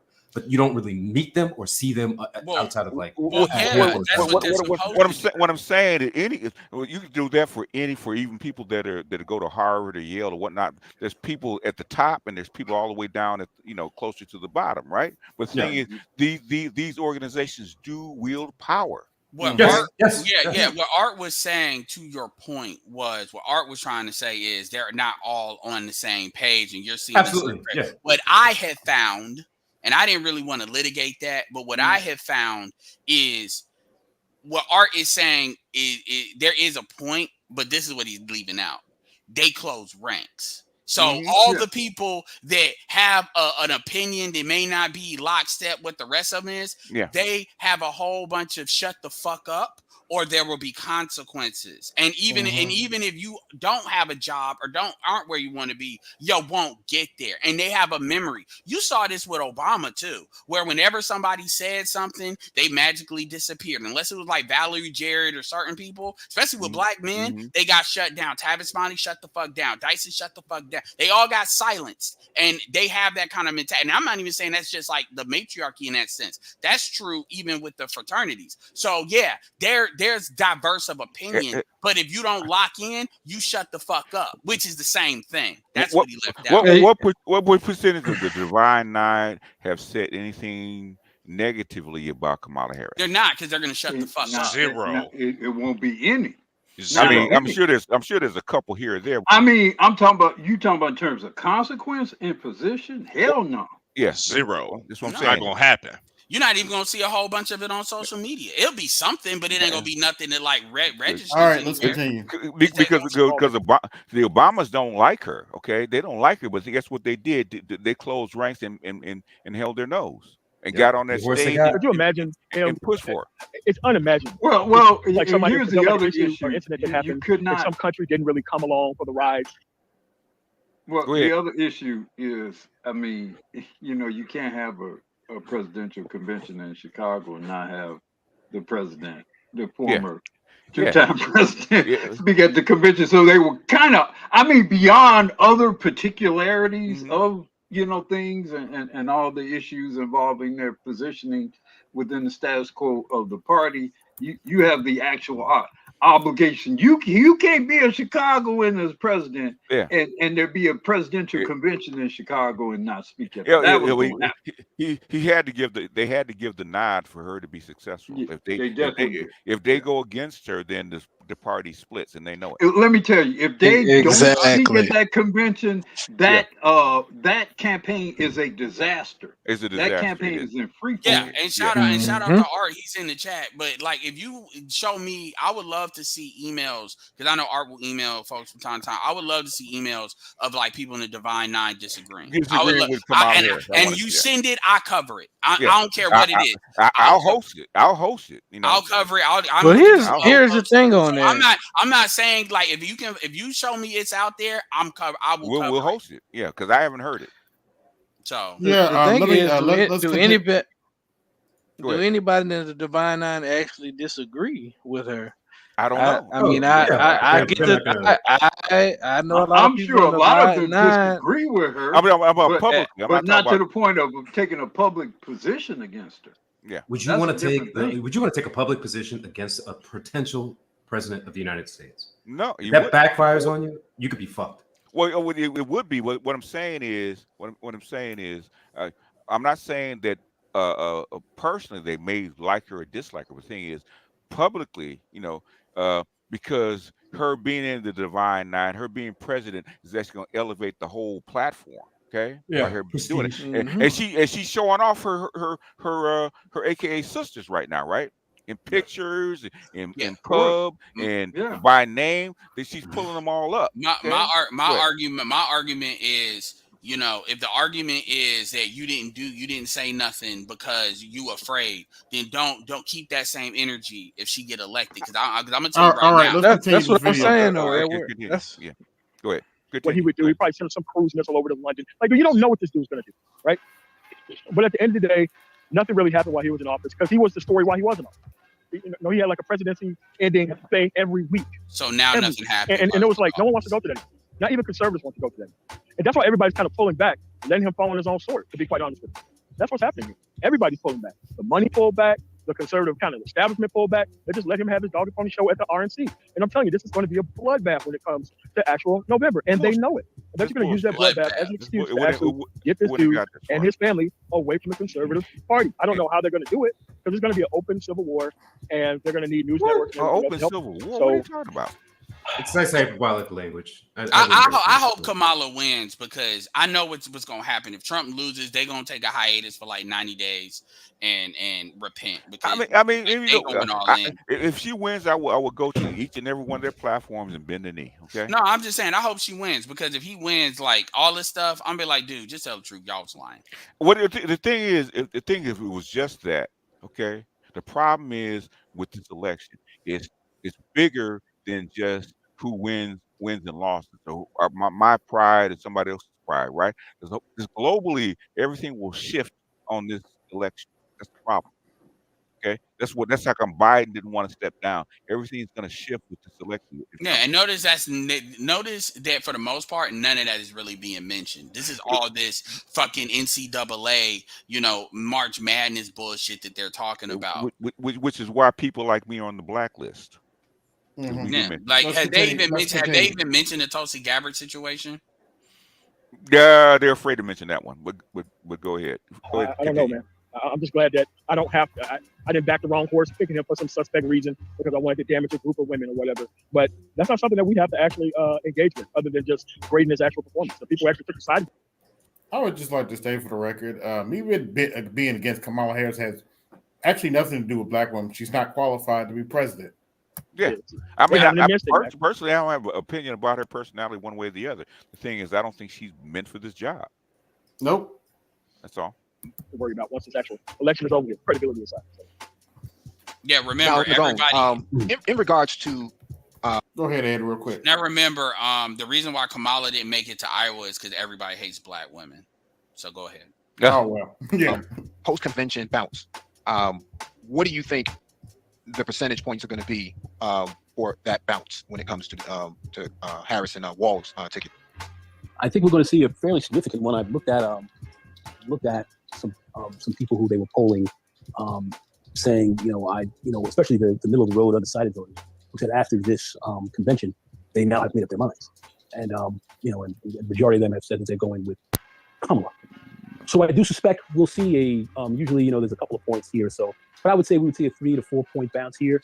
It'll settle back a little bit after, but it might even be higher. But they hit it. They hit such a high note, and it has people feeling hopeful.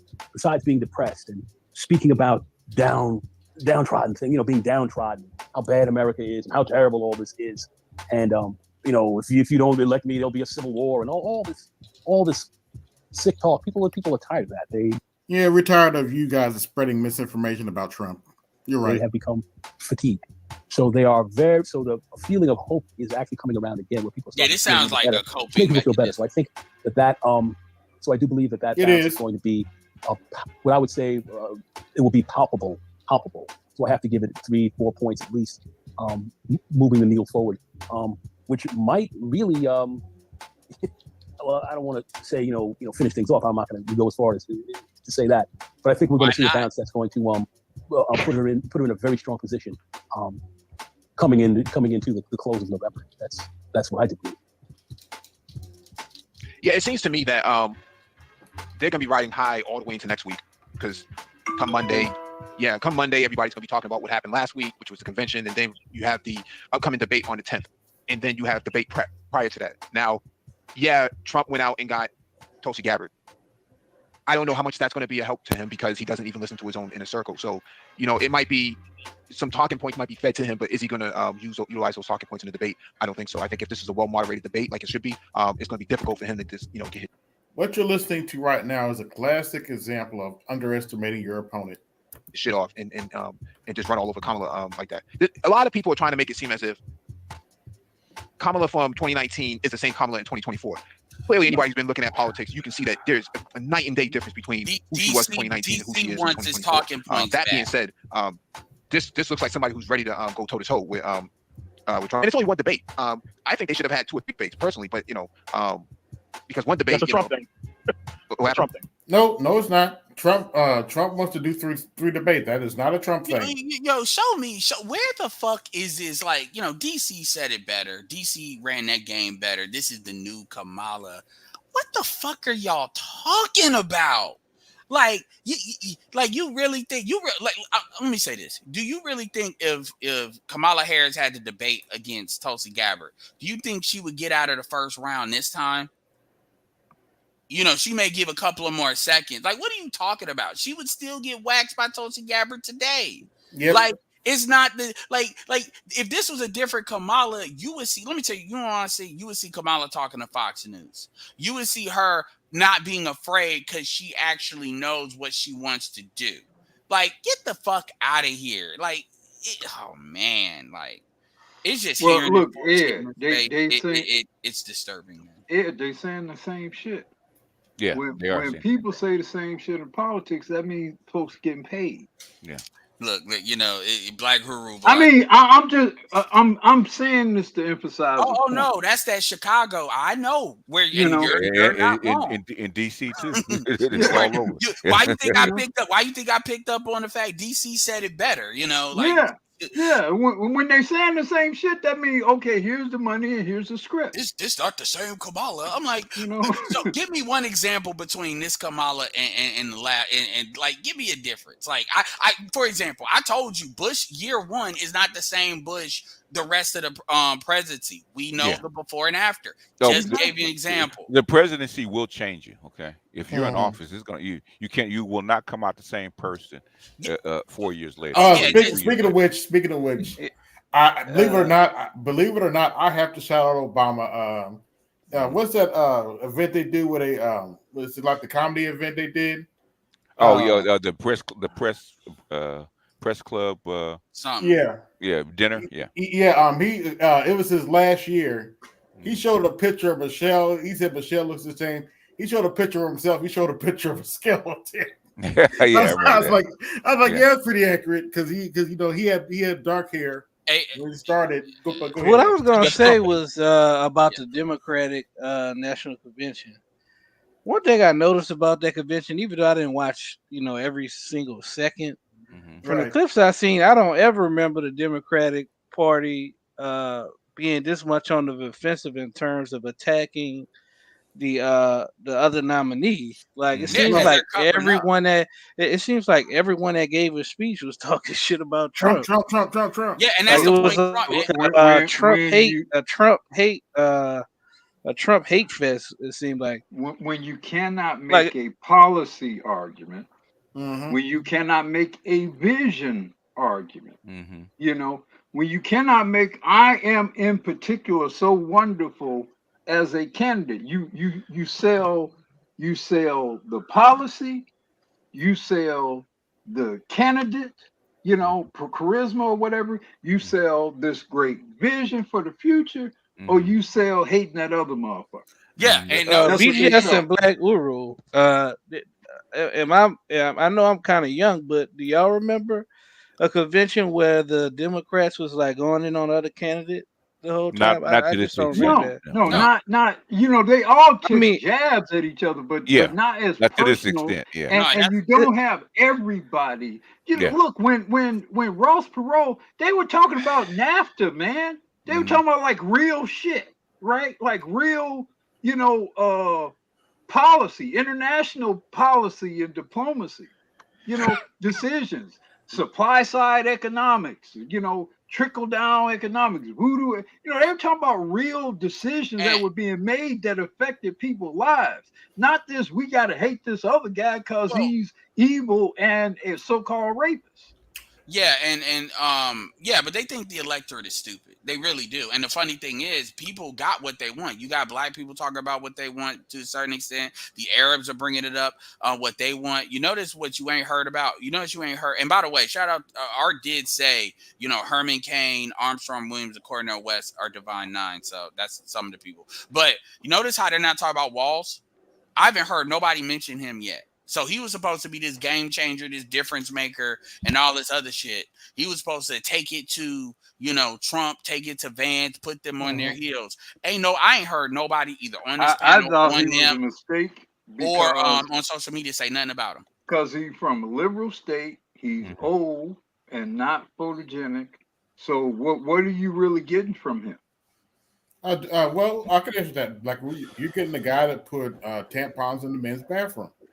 Right. You know, you got an old liberal crackpot who is not particularly photogenic from a progressive state. From you know, you're not really winning anything by having him on the ticket. No, it's their attempt to outreach to white men. That's what I see. There are a lot of But other it's- white men I in the agree. Democratic, you know, I party agree. that could be the old white man role. Yeah, but that's the problem is that the Democrats don't really have a lot of white men that they can put up there and say like, oh, this is Yeah, a they had Bashir, which I don't know if he wanted it. The dude Shapiro. I It- mean, yeah, if they but- want to bend yeah. the knee to Israel, that's an obvious bend the knee. Well, hell, she And bent the knee. Pennsylvania. She bent the knee herself, so she may as well have picked him. Yeah, exactly. So I mean, then that's Pennsylvania that kind of helped you more likely lock up or Yeah. force Trump to have to spend money. Kentucky Yeah. gives you the Southern white man role. The biggest problem with Walls. Oh, go ahead. Real quick, fair warning number 2. You might want to get some Tylenol. We're going through the Butthurt Brain Trust thoughts on the convention. Well, the unmentionables. Yes. Yeah, That's what I call them. Well, yeah, I mean, this is, my thing is, like I said, man, this is the type of stuff that if my birthday is November 2nd, so it's always around the election, boy, you gonna have some people gonna have some fucked up Thanksgivings, man, if she don't win. Like this, it's gonna be the state of shock. And here's the truth: even if she wins, because I'm actually about to hop off out. I say this: if she wins and shit starts hitting the fan, I'm not even talking about the Trump stuff. I'm talking about it's 4 months, that's happened, all that's gone. And like some of these stuff, like international stuff starts blowing up, domestic stuff starts blowing up as far as people getting tired, all these immigrants coming here and shit like that. Do you think she doesn't have this aura of authority?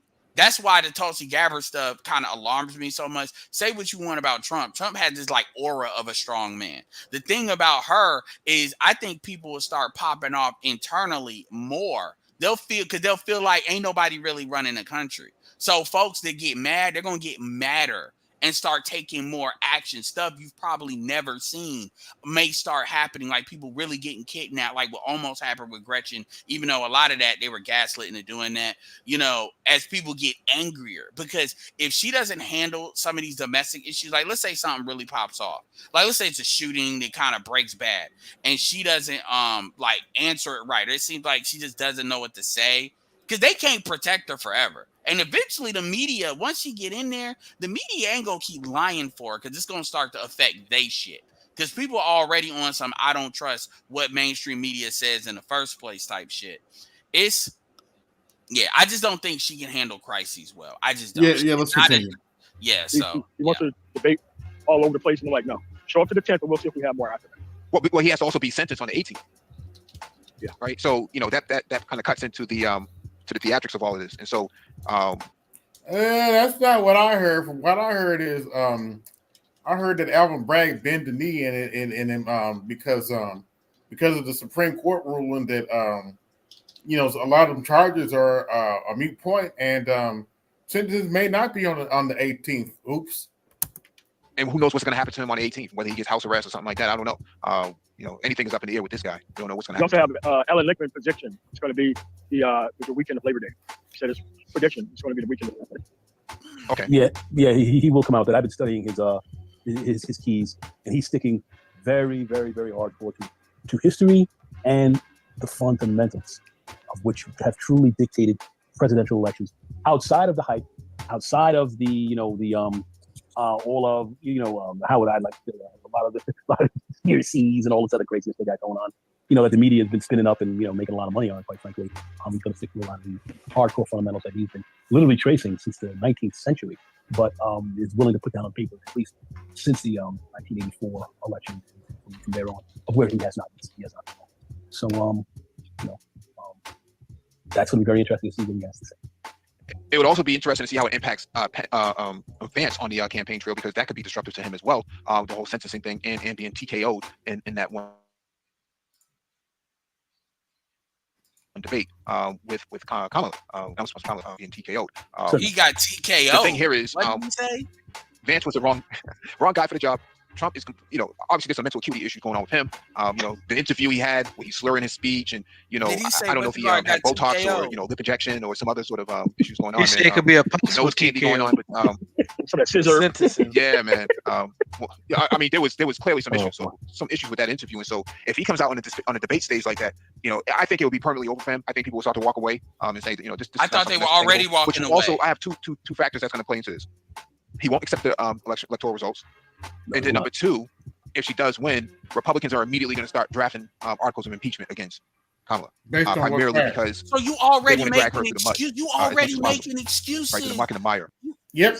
But hold on. But I thought they were going to be happy Trump ain't in there. See the way if the Republicans look, we get that in factions and donorships, it's like Trump is a disruptor. We get that. But my thing is so as far as they're concerned, they like, okay, let's hold the Congress or what we can hold, and then we go relitigate this in 2028. Because all this shit, because here's the thing, if you're a Republican operative and you really hate Trump, you're in the I'm Republican, I can't stand Trump shit.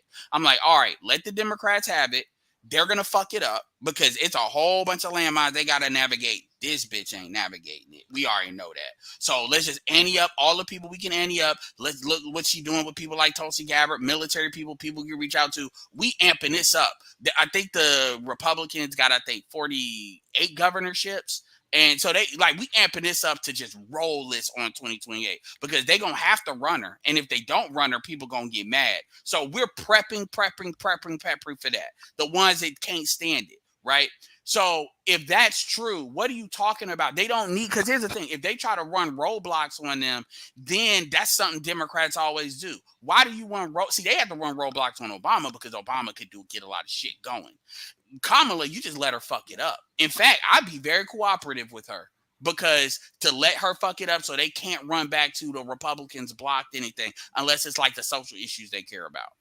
Like he's talking out of both sides of his mouth as if like he literally is talking the opposite of what I heard. Stop making excuses for her if you're saying she's that great.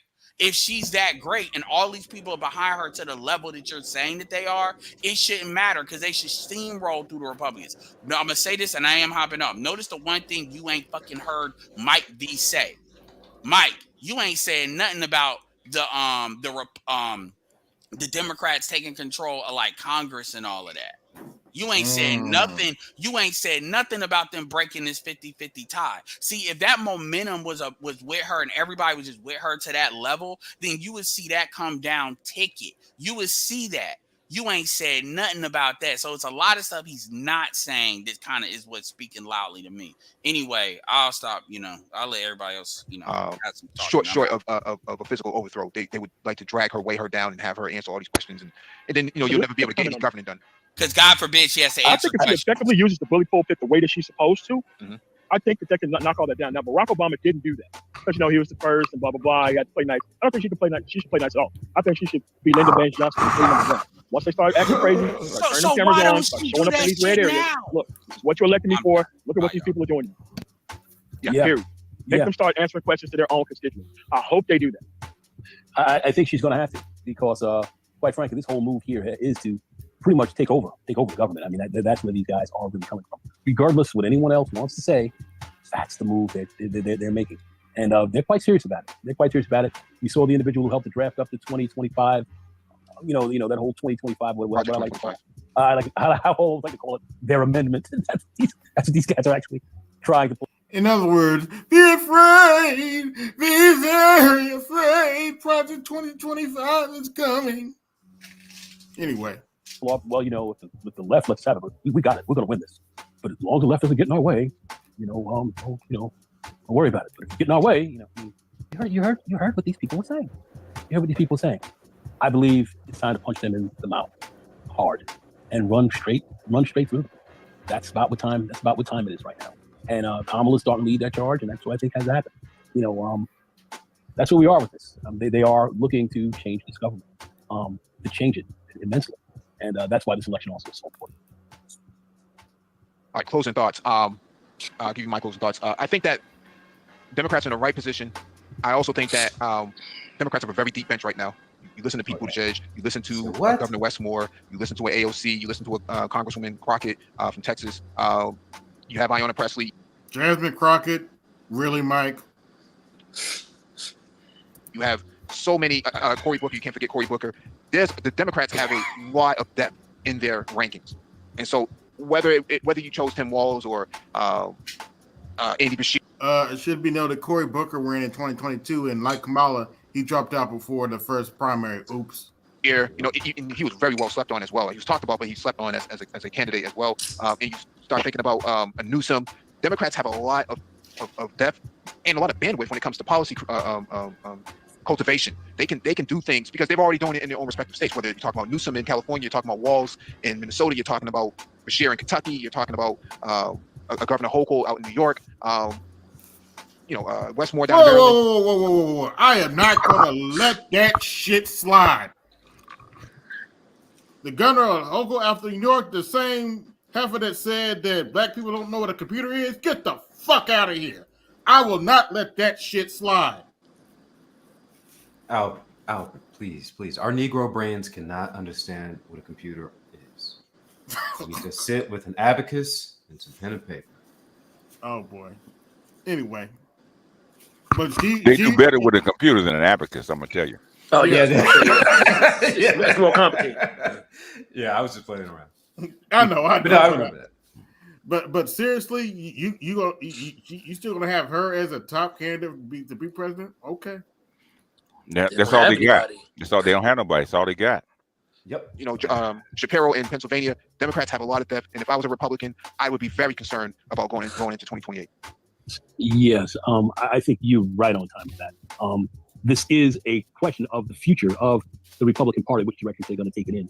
Because as we have looked at the, this is my closing thought. I'm sorry, Mike, because I didn't need to come in because you're hitting such critical points here. When you look at the changing voting public now, as I had mentioned before, you had 20 million boomers die since 2016. 20 million.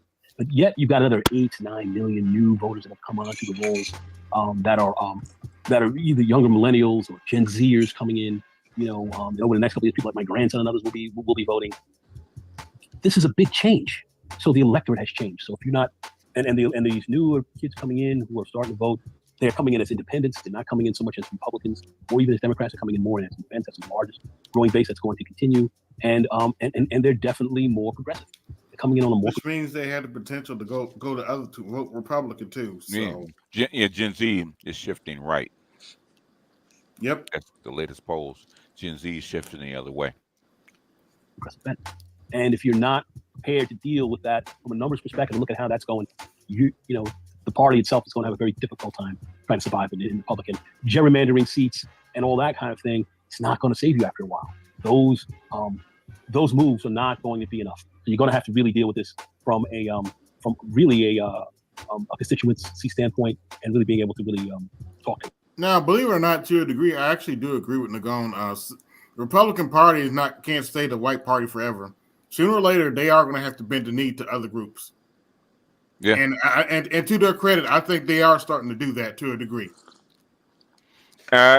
Gen Z, man, are on some different stuff.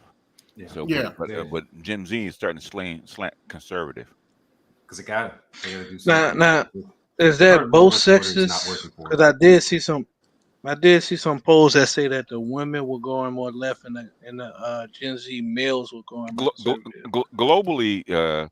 Globally, you see the shift where the separation the males are going to the right. Traditional, they're going to the right or more traditional, where the women are actually going more liberal.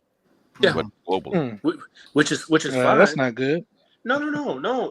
It's fine because then the stuff that I see becomes apparent to the pedestrians, and then after the fact, then people are gonna have to handle their own shit.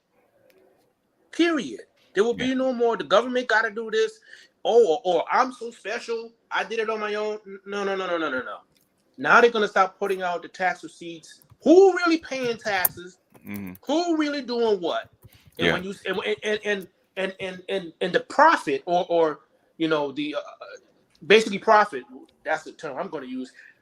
That they're getting for investing in them. It's poor. End of story. Because especially when your area, your state, your city, your county, your country, especially when you guys are on a downward slide, shit gets real fast. And those who are not producing, they really aren't going to listen to you. And this, even in this country, there's going to be a point where they're not going to be listening to these super liberal folks or people who are not paying into the tax system. Because at the end of the day, it's about resources and demographics. So if you're not producing, you don't fucking matter. Well, how are they going to do that? How are they going to tax those individuals? You can't. That's the point. And that's the problem. In other words, that's why we keep playing Swickert over and over and over again. Okay, something's going to have to give. Yeah, the stuff that they talking about, man. These guys, they're not leaders. They're nobodies. They're talking about the fucking. They're not even talking about the trees of the forest. They're talking about fucking twigs. When right now you're supposed to be talking about the goddamn forest. And they're talking about the grass under the tree, not even the twigs. Jesus Christ! If your party structure, you got this. So that is the problem. Big changes, and the Democrats are on the vanguard, sharp on this right now. And then those who don't like to hear this, those who don't want to deal with that, that's a big part of the reality that you're going to have to deal with. And I believe that folks are going to be looking down the barrel of that in November. So, future of the party is there, but the Democrats are deep. Mike is so right about that. They're deep bench, and it's going to get deep. And that's how we. That's how things are shaping up. Bench? Really? That's my view on things. I'm very positive about how things are looking to move forward in the future. That's where I'm coming from. And Mike, thank you very much for inviting me. MOT. My final words are, we're finally at the point to where religious demagoguery is really on its way out as a political galvanizing force. Finally. Really? It's been laid bare to see what is actually an actual cover story for. I think personally that the people who are not part of the process, you have to lead them to the wayside and let them catch up on their own stead, because we can't just keep wasting our time trying to keep bringing these people up to speed. The only thing they're trying to do is run us out of all our points and then just keep asking the same question over and over again. Like all the people who all of a sudden wanted to hear about policy from how she's going to do it don't really care about when Trump was in office. There was no talk about policy. When the Republicans are in charge, there's no talk about policy. So at the end of the day, the policy is only for the people who they can ask for and no one else. This younger generation, they want a lot of left-wing stuff, that makes a lot of sense. Like when you go travel to a Germany or England or even a Canada, it doesn't make too much sense to be paying this much money, or even South Korea. It doesn't make that kind of money sense to pay that kind of money for healthcare and for things that basically work in society. And these people, they get. He doesn't know what he's talking about. And helpful for the actual future itself. Or I he's think lying. that we should just close ranks and just start focusing on policy. Next week and in the subsequent weeks, we're going to be going over what these states have been organizing for and seeing what is actually on the ballot in most of these actual states. So that way we can focus on those type of issues rather than the made up ones we seem to make up instead of actually policy discussion speak within what is formerly known as this space. Thank you so much for having me on, Mike. You're correct. These actual pre-records are dead point on message and don't need to go on for 2 or 3 hours. Thanks for having me on. Thank you all for joining us. Please hit the like button on the way out. Share the video. All right. So that was some bull shit. In my opinion, if I don't hear anything about housing, Social Security Trust Fund, the debt, the borders, immigration, our education system, infrastructure, inflation, and then geopolitically, the tariffs, the trade, China, Russia, Middle East, Africa, India. If I don't hear that shit, I'm not listening to you. Or what's affecting the interest rates? Okay. Right. What's going on with the banks? What's Come going on, on BJS. with commercial real estate? BJS, they don't even know how that works. I know. Man, did y'all hear Kamala's economic policy proposed? No, we did. plan? No, we did not. We did not. What was it? It's terrible. She's talking about putting a ban on price gouging on grocery stores. Price controls. Okay. Yeah. And we know she's what happens talking when you do about. Venezuela. What and what did she say about Venezuela? What about Venezuela? No, she didn't say anything about Venezuela. I mentioned Venezuela as. I mean, okay, you said her economic platform or plan. She didn't mention Venezuela. Why is Venezuela even in? I said Venezuela because that's gonna be kind of what's gonna happen if what she's that's the type of inflation that we might deal with if she's talking about going through with this thing that she's talking about with the grocery stores. She can't unless we're in a state of war. Yeah, Congress has to do that. Congress is in charge of spending and money, not the presidency. Yes, she can't do that. Yeah, now let's have a little fun for a minute, fellas. Now, yeah, I understand that. Somebody mentioned earlier that Gen Z women were leaning a little bit more left. Well, I just have a simple question, because to a degree that's true, and I'm not denying that, but I have a question. What's the first word that comes to your mind when you see somebody like this? Who is he? Yeah, I don't know who that is.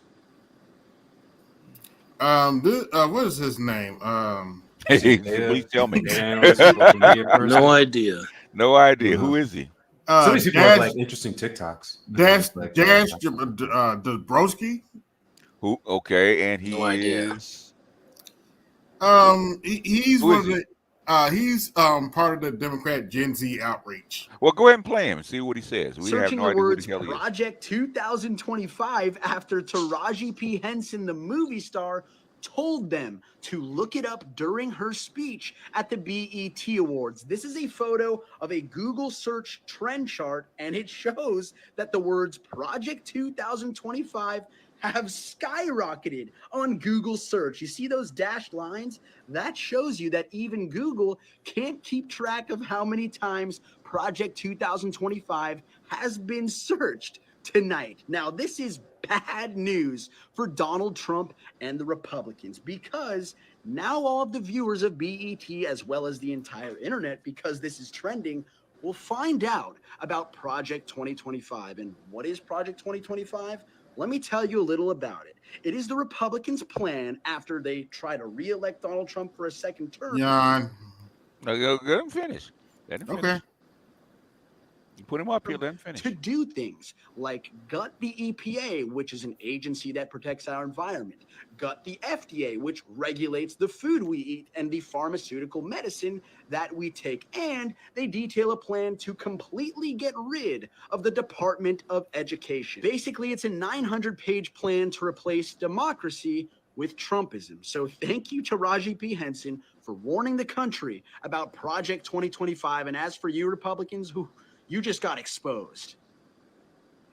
I mean, look, it's been said here countless times. It is a policy paper. It's a big one. Yeah. It is a policy paper. DC is filled with reams, libraries of those types of papers. Yeah. Yeah. Like, one of the things that I could see why it would be effective is, you want to try and get some type of normalcy to some degree. But the big problem is it's trying to do a lot of bad things economically. One, the union labor stuff, I think that would be a problem. But two, the EPA stuff, I mean, if you want to get production back here, get rid of the EPA, you could do a lot of shit. I have been voting since 1980. And every damn presidential campaign, they say we got to get rid of Republicans say we got to get rid of the Department of Education. We got to get rid of the EPA. We got to get rid of the FDA. That's just campaign spiel. They've been trying There's to get positive campaign spiel for the GOP, and there's negative campaign spiel for the Democrats. That's all it is. How come They they're just not put trying it to get rid of reserve? They just put it in a fancy paper. Yeah. But all that shit has been out there for generations. Well, no, but the school choice people have been actually making very good steps on their end at the state level. They've been doing it individually, state by state by state, locality by locality. but there's been no federal exactly. Yeah. They don't program. I mean, states are. But you don't have free to do that until you have.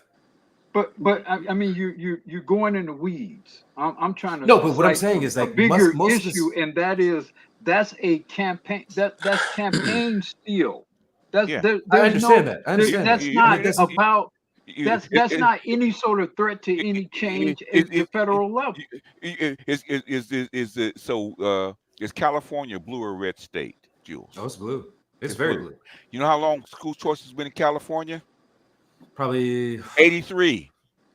Yeah, I was gonna say 30 years. 40 years. Well, 40. Yeah. Okay. No, but what I'm saying is like these it's people a blue have been making. state.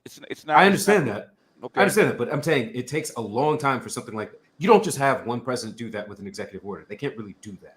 I mean, maybe technically they could eliminate a department, but it would take a lot of different things to go on. It would collapse a lot of systems. They can't. It's not realistic. They can't. But what I'm saying is that with something like school choice, you can slowly over decades weaken and weaken and weaken, and then eventually the government will say, "Oh, you've made this decision. We'll just do the paperwork."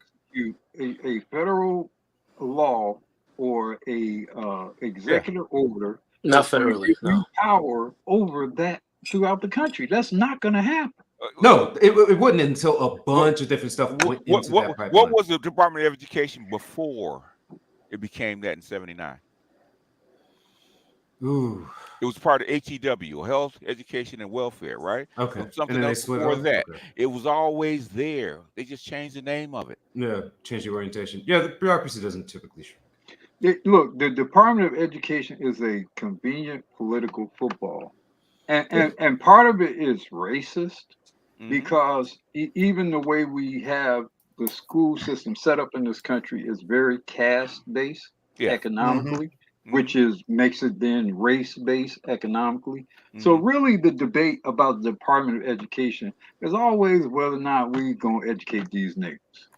Yeah. What's your positive view of that or your negative view of that, and how much money you going to invest in it? But it's always going to be a debate because it's a very convenient and effective political tool to debate. You can campaign on it. You can hustle money from it. That's what that's all about. That's not anything that's going to ever actually be executed at the federal level in the policy. And the only reason you're not educating black men is because you want them to be at the bottom rung. Exactly. But the thing is, they're a drain on the system because if they're not taxpayers, they're in prison. Basically, you want them paying what was it, 10 to 50, $10,000 of taxes, or eating up taxpayer money at the tune of $40,000-$50,000 a year. Mm-hmm. Yeah, So but it goes back to what LBJ said. What's Hey, that? as long as I can keep you up over these niggas, I can rob you blind. What I'm saying, at some point, the can runs out of road. Okay? Yes. Well, And, that's and, true. Yeah. and basically, the can has run out of road. You can't afford Yes, this no more. because especially the last 3.5 years, they have pretty much hollowed out the middle class. Yeah. Again, like I come with the numbers, man. Most people just talk with their fucking emotions. Yeah. People don't even know how the percentage of workers or people who even put into the income tax system. It's only some 23.4% of the fucking population. Yeah. Of 330 plus, not including the migrants. That's it. That puts into 97.7%. Yeah. That is it. Remember when California had the best education system in the nation back in the 50s, 60s, 70s, and partially into the 80s? Remember that? Mm-hmm. Oh no, people went to California because of the educational system. You know what killed it? You know what killed it? Taxes. Three strikes. Okay. Yeah. In other words, it used to be $10 billion going into the educational system, They and like sucked it maybe all up. Yeah. 1 or 2 billion into the prisons. And three strikes reversed it. Now you have 10, 11 billion going into prisons and 5 going into schools. Okay. I think education in the top 10 of the budget. The education is towards the lower end, man. Yeah. I'm sorry. I mean, it's Hold interesting on, you say that. Okay, go ahead. Yes, Okay. because go ahead. Yeah, no, just a minute. Gabe C. Based on what facts? He's saying that if they allow Project 2025 to pass, they'll put us back in chains. Based on what facts? Don't ignore exactly. Ignore the civilians, man. Ignore the Yeah. civilians. Well, the biggest problem with their rhetoric with Project 25 is they haven't presented an alternative to say, oh, this is the problem. Here's our policy that we're going to counter it with. Here's our Project Kamala, Project Waltz Mala, whatever, to say this is what we would do against that. Just not this is the boogeyman. Look, I understand Noam Chomsky is old and they can't wheel him out to do the lesser of two evils, but this is what they're doing in general. It's just saying you can't do that, do us. But the thing is, right now, especially in this time of the year or the election, it's pure noise. It should be ignored. I don't know how many times Trump has already disavowed himself from that thing, and they keep on trying to throw it on him for that purpose. So again, this shit's all about emotions and not about what the fuck needs to get done. They've gone from emotions to propaganda to straight up lying. Yes. Yep. Kamala Harris was lying. Thursday. Lying Thursday. Yep. Straight up lying. Yep. I mean, nobody called her on it. Yeah. Oh no. I'm talking about the press. I'm not talking about you guys. That's why I said the media is the villain. The media really is the villain in this. I mean, more so even than the Dems, because they're not doing any quality control over any. They have more than bent the knee. They have bent over backwards. Yeah, they've been over, and they become the whore to the no KY party. No, none bones. Well, they're already wet, so it doesn't matter. Yeah. Shout out to Mississippi Delta. Had a very interesting conversation with a 74 Indian man. Yeah. Retired from IT. He said his son is getting yourself set up for a second home in the global South. Yep. Yeah, interesting. Yeah, we got down there with Skyler.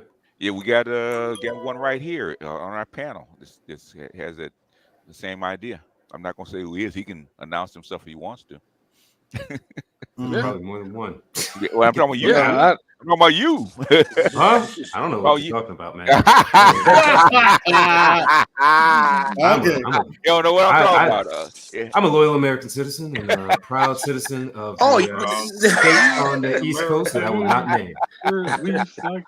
I enjoy my Whole Foods and riding my cycle. I will not confirm or deny that allegation, sir. Yeah, please, why would I ever leave this country, man? It's beautiful. Coast to coast. I'm talking, well, all three coasts, even the Gulf. Well, you hope that that the old Indian guy is wrong, or at least is delayed. Because I don't think he's wrong. It's just when it's gonna happen. He said a second. He said a primary house, but a second home. Yeah. Yeah. Hey, Exactly. Hey, Jews. Mm. This is the way. Yeah. I mean, look, if I could do that, it'd be like let's say like Charlotte, Atlanta, Houston, Vegas, one of those major cities that has, it's not like tier 1, but has a good airport, and then pick somewhere in the global south. Let's say Australia's too far, but like let's say it's Central South America, somewhere in the Caribbean. You got a lot of opportunity. Yeah. I said Vegas, El Salvador.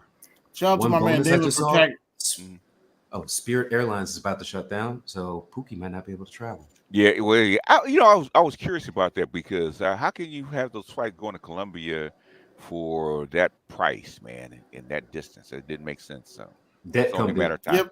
It's only a matter of time. Shout out to Nameless Unless Protagonist. Colombia go ahead. Shout out to Nameless Protagonist. This is the way. This is the way. Political Mandalorians. Yes. Yep. Yeah. Talk to Theo about that. He was talking about that.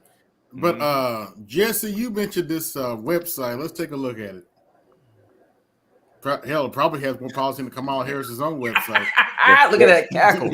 I can hear it. I can hear it on the screen. Take us off the screen for a second, AB. Make it full screen. Make it solo. You know how to do it? Oh, just a minute. I think I know how to do it. Let's see. Yeah, it should be right there where you. There you go, and then remove MS Delta's comment. Okay, let's see. Just click on it. Yeah. All right. There we go. Now it's clean. Okay. All right. Or nothing to laugh about. Okay. Get a good start so far. This is interesting. They got a YouTube video. Fair use. You're considered the most liberal United States senator. We're not going to treat people who are undocumented across the border as criminal. Abolish ICE. Yeah. Is that a position that you agree with? We need to probably think about starting from scratch. Say it loud. Say it clear. Everyone is welcome here. Raise your hand if you think it should be a civil offense rather than a crime to cross a border. Raise your hand if your government plan would provide coverage for undocumented immigrants. You support giving universal health care, Medicare for all to people who are in this country illegally? I am opposed to any policy that would deny in our country any human being from access to public health, period. You support the Medicare for all bill. I believe it will totally eliminate private insurance. For people out there who like their insurance, they don't get to keep it. Let's eliminate all of that. Boston Marathon bomber on death row, people who are convicted of sexual assault, they should be able to vote? I think we should have that conversation. As President of the United States, I am prepared to pass a Green New Deal. Would you ban offshore drilling? Yes. What is the solution for voters who have jobs and interests in the fossil fuel industry? Transition into the jobs of the future. But would you support changing the dietary guidelines? Reduce red meat specifically? Yes, I would. We have to have a buyback program, and I support a mandatory buyback program. Okay. Yeah, Kamala Harris, the borders are open at the southern border, blah, blah, yeah.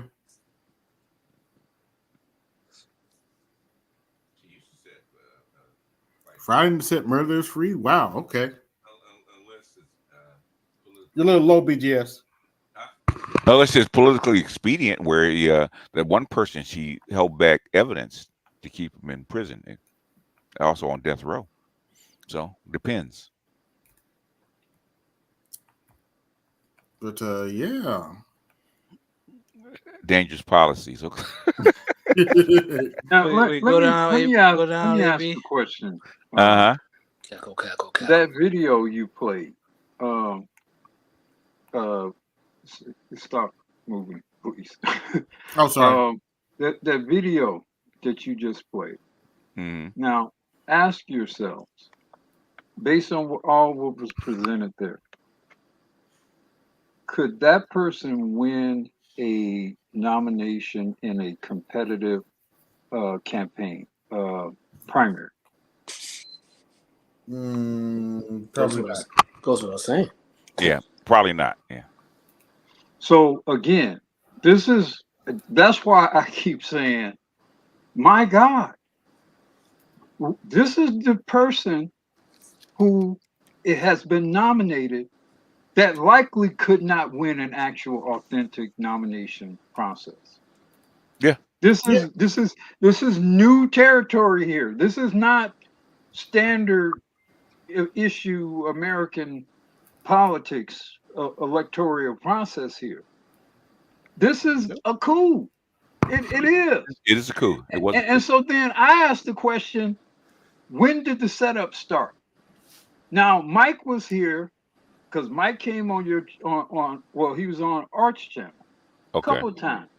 And I told him Biden is not a viable presidential candidate. Right. I told him that months ago. Yeah. Now I'm just an observer. I'm not close to any of this, right? So I know if I know this, yeah, I know people who are a lot closer, a lot smarter, a lot richer than I am know that too. I think this is all a fucking setup. I don't think and so. I think it's a setup, BGS. I do. Okay.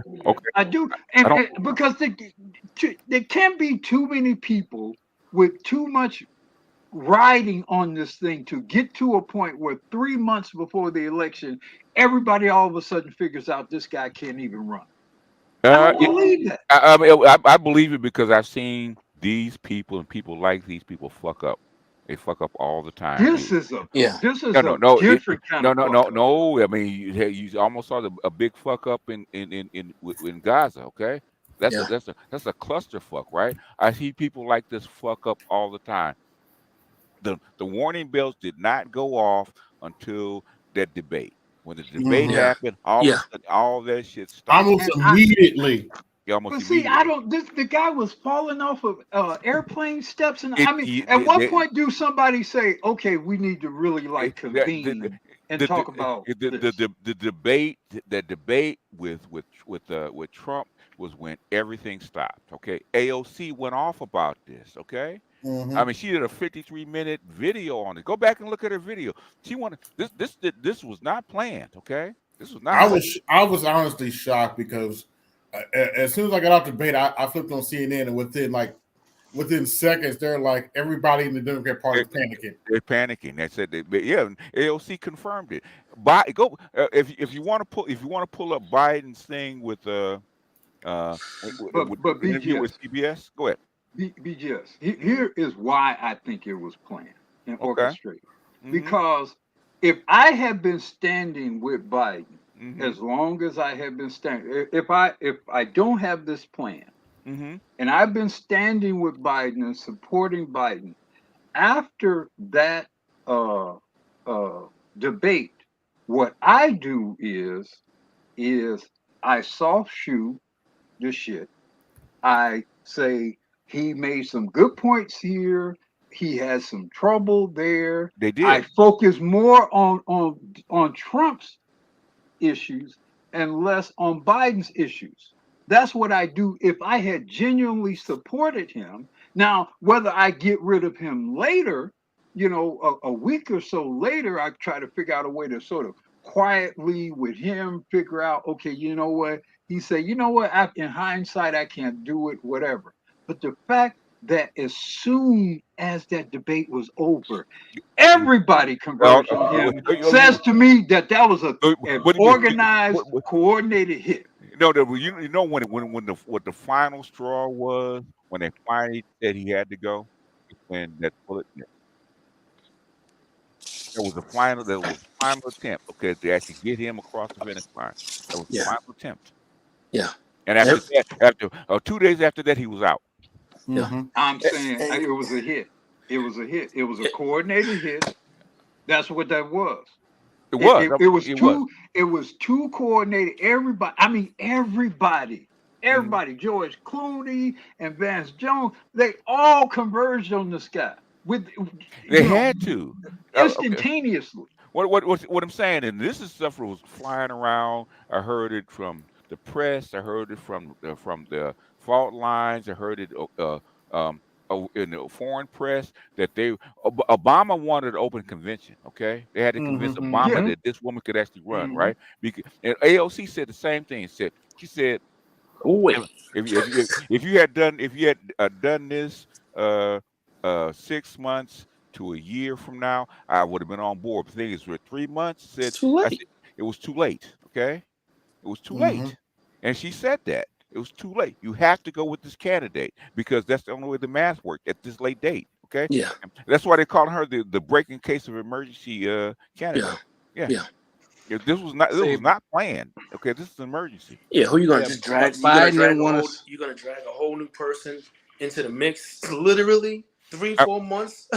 I mean, what I'm saying is, if this had been coordinated and planned to get him out at this particular day, she'd have been ready already. Exactly. Not ready. Yeah. You can tell. Biden didn't want to step down, so they had to force his hand.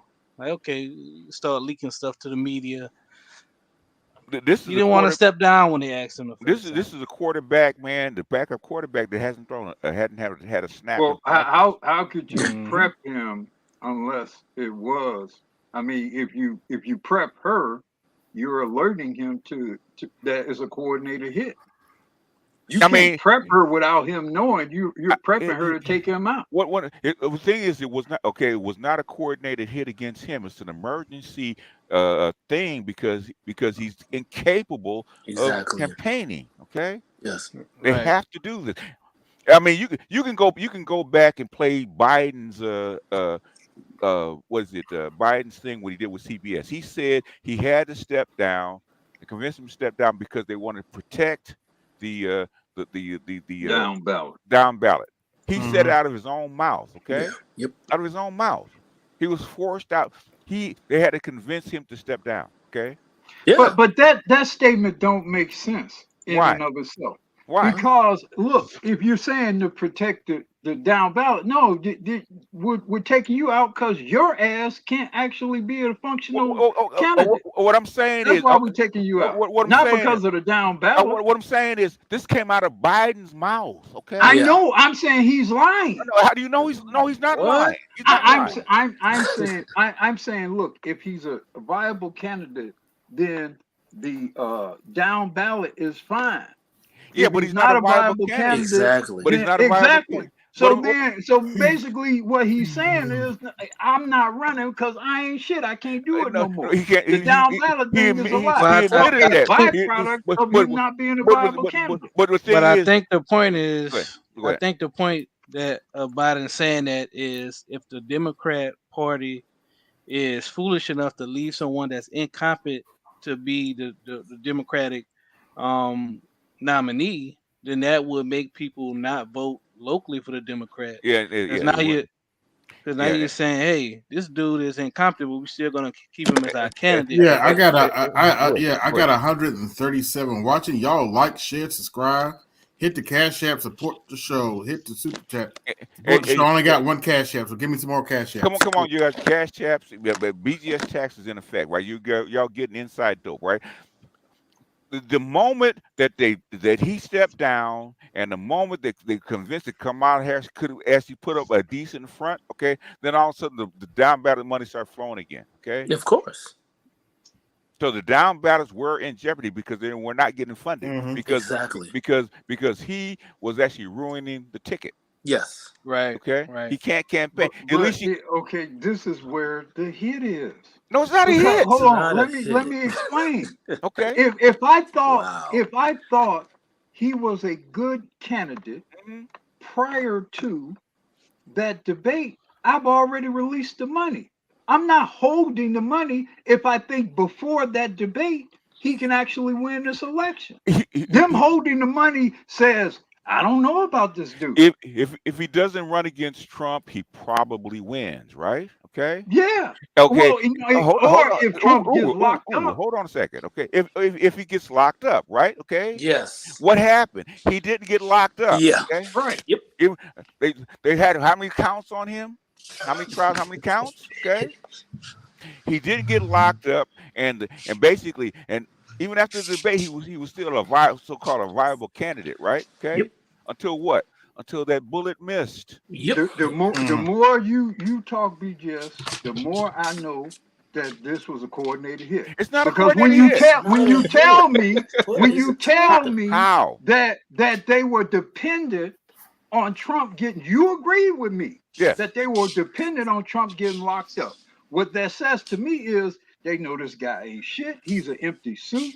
But if we can either lock him up, or in the case of the phantom 20-year-old shooter kills him, then we can put his empty suit ass in office. But we really know he's a fucking empty suit, and we've known this for a period a lot before that debate a month ago. The thing is, okay, and this is something I'm saying, right? Okay, being a president. Somebody in the kitchen. I think that's probably salty. That's me. My bad. Yeah. Being a president, okay, in that seat, you got to be with the agenda, right? Biden has been with this agenda, man, for the last damn near 20 years. Okay, he's with this agenda that's going on right now. Okay, Trump is not. Exactly. That's why he got paused for 4 years. When he got back in, guess what? Newland and all these other people that were neocons got busy again. Okay, because he's in office. If he's not there, guess what happened to all this agenda? It goes out the window. It's gone. Go ahead. I'm sorry. Yeah, hold on. I'm sorry. I gotta be petty for a little bit. DC, Mike V. We're past the convention now, and Where is still. it? I don't has see. no policies whatsoever I don't see on her website. Yeah, I don't see no whoop whoop. Where's it at? I see meet Kamala Harris. I see meet Tim Walz. I see take action. In other words, sign up. With other words, sign up. Store, which sell merchandise and donate. That's all I see. That's all I see. But you know who does have some policies listed? You know who does have an agenda? Who?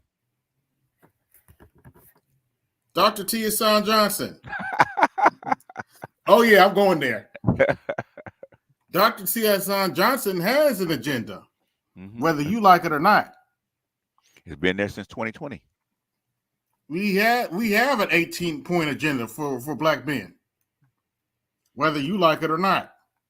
Whether you cry about it or not. Family court reform, education, affirmative action for Black men, targeted homeless programs. Let me zoom in a little bit. Targeted unemployment programs, criminal law reform and law enforcement. Intimate partner violence / homicide, policy reform. Yes, Black women, you abuse people too. It's hitting better. Health targeted treatment for treatment and recognition for heart disease, cancer, suicide, and HIV. Campaigning. Yeah, I thought that's what it said. Okay. Targeted small business support, always useful. Social Security and life insurance, family support, paternity leave, reserve for reverse voters and another disenfranchisement for people that have felonies or something like that. Reverse the disenfranchisement and give them their franchise. Actually, let's stay on that for a minute. If Trump get elected, we have a good argument for them to stop doing that. Yeah, I mean, what the biggest argument is that it's called fentanyl. Okay, and the fentanyl charge are white. Oh yeah. And we don't. That would literally cost the country too much money to try to lock up all them white boys. That's not going to happen. And too much money. And also, as we have been saying, you need more taxpayers and not tax spenders. Prisoners are tax spenders and not payers. Yep. Which is something black men need to get on that train and start promoting that expulsion of felonies and enfranchising these black men back into the voting rolls and also the job market because you need them. Go ahead. Well, go ahead. All right. Black male specific reparations for the transatlantic slave trade. I highly recommend the book, The American Slave Coast. It's long as hell, but it goes into detail about some of the bullshit that we've been through, and it makes you want to laugh at Project 2025, quite literally. But anyway, the United Nations, we charge the U.S. with genocide of black males. No arguments there. Title IX reform. That's Title VII reform. Title VII, sorry. Which is child support, or which is civil rights. Yeah. Data discrimination. Disaggregation. Disaggregation. In other words, separate the how you count people and the different things as far as money, crimes, all kinds of stuff. What they do is aggregate black people all together, or sometimes people come all together instead of disaggregating and actually highlighting or actually separating out black males. Yeah, black males' rights to self-defense. I know that's right. False accusations and offender registry. And other bitches falsely accusing men. Oh, that's a good idea. Yeah. That's a real good idea.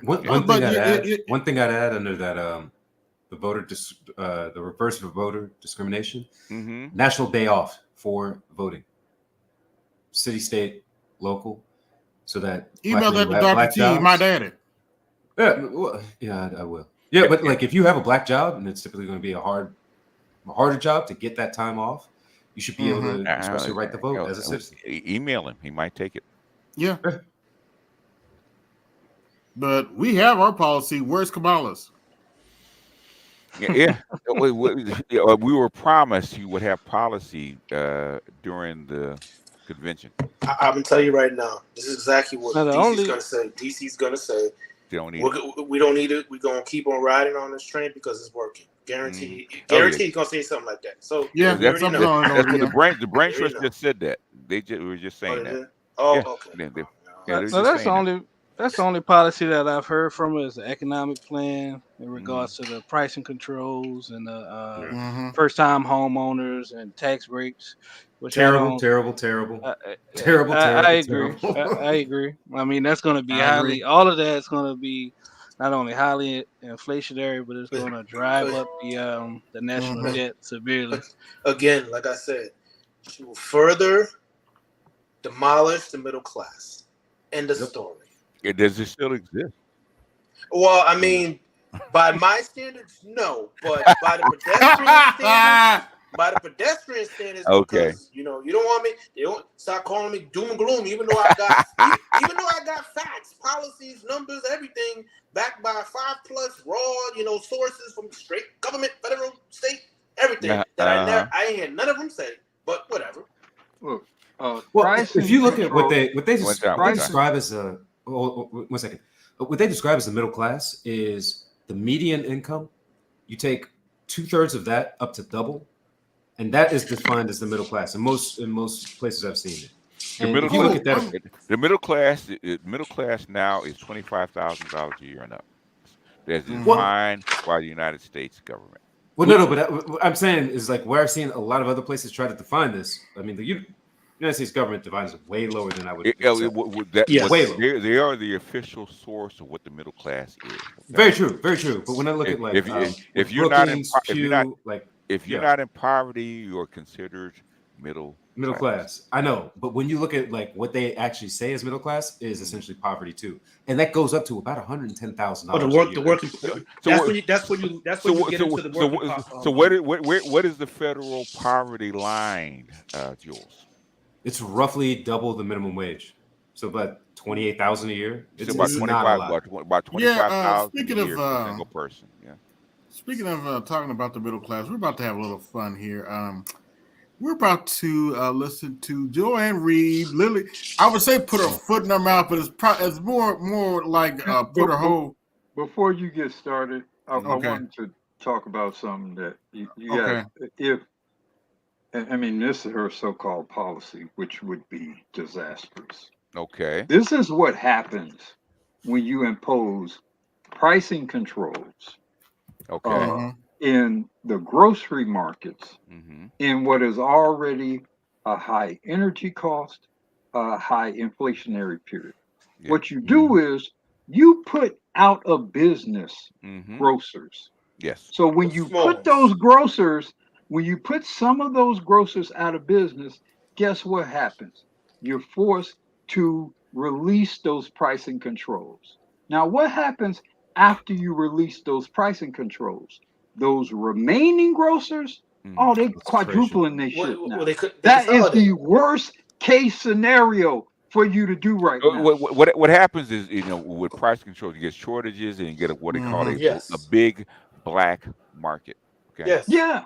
Oh, yeah. And what did I say when I brought up her economic plan? Venezuela. Yeah. That's the exact same thing that happened under Hugo Chavez in 2003. But she has like no shot in hell of doing this. Yeah, gotta go to Congress. Yeah. Gotta go to Congress. Hell, we can't get the budget down through Congress. With less pricing controls. But yeah, why she look like a cancer patient now? I don't know, man. But let's let her put her whole Damn, she look like let her put her. You sure she's not on chemo, man? That's her without her wig, huh? I don't know. She got it. God damn. Let her put her whole foot and part of her leg in her mouth right now. Hey guys, you know what? I thought about this yesterday, and I was like, no, you didn't. Look at her skin. I'm not talking about her hair. The hair. So all the people who keep saying, I see they want to vote for Trump because of the stimmy. You do realize to qualify for the CARES Act stimmy, you had to be broke. In other words, if you make $75,000 a year or less, you're broke. Yep. No, but that's what she's saying. But the stimmy went to everybody. It didn't. No matter how much you made, the stimmy went to everybody. If you look at it the right way, it was actually a backdoor into pre-funding a lot of people, a lot of companies that would have been susceptible to a recession that were not in. Well, no. That's some. You're talking about the ERC. Yeah. That's what you're talking about, Jules. I mean, but this fool just told everybody who got a stimulus check that they were broke. How are you helping? How are you helping Kamala by saying some shit like that? Exactly. Yeah. Which is the majority of the blue folk. That's why she's a gynocrat. Hey, Chadwick Boseman looked better on cancer than she does. Okay? Yeah. Jesus Christ. Nah, I disagree with that. But no, he looked bad that last few weeks when he came out with those photos. I mean, I'm sorry, but that was one of those things that I really did not. What I'm saying, he had it for years before. What I'm saying is, he had it for 4 years. But his wasting didn't happen until that last 3 months. Come on, So by what y'all saying is this woman gonna be dead within a year. Well, I'm not saying she's gonna be dead. What I'm saying, she looks like a cancer patient, man. With her skin. I definitely. No, but the point I was trying to get to with Chadwick was that was one of those occasions where I saw a lot of black women. Okay, Jules. Okay. I'm sorry, Jules. That's what I was trying to get to. I withdraw you. Hold on, I wanted to get this part out. Go ahead. So let's go back a little bit. All the people who keep saying they want to vote for Trump because of the stimmy, you do realize that in order to qualify for the CARES Act stimmy, you had to be broke. Essentially, it was for low-income people. So what you're essentially saying and admitting is that you were broke under Trump. That's the only way you could have qualified for the stimmy. Wow. So you're just saying and admitting that your ass was broke during the Trump administration. You are actually making my point. And of course, the stimmy only existed because he let 1 million people die by lying about the pandemic and not telling us that that thing was airborne. So that is the only reason there had to be a stimmy in the first place. So now you're doubly making my point. Just something to think about. Just something to think about. Your ass was broke during Trump. Thanks for making my point. And have a Congolese good day. cunt. When did he lie about saying the thing was airborne? He didn't lie about that. It was airborne. No. Yeah. I agree with What that. is she talking about? Hot air. Hot air.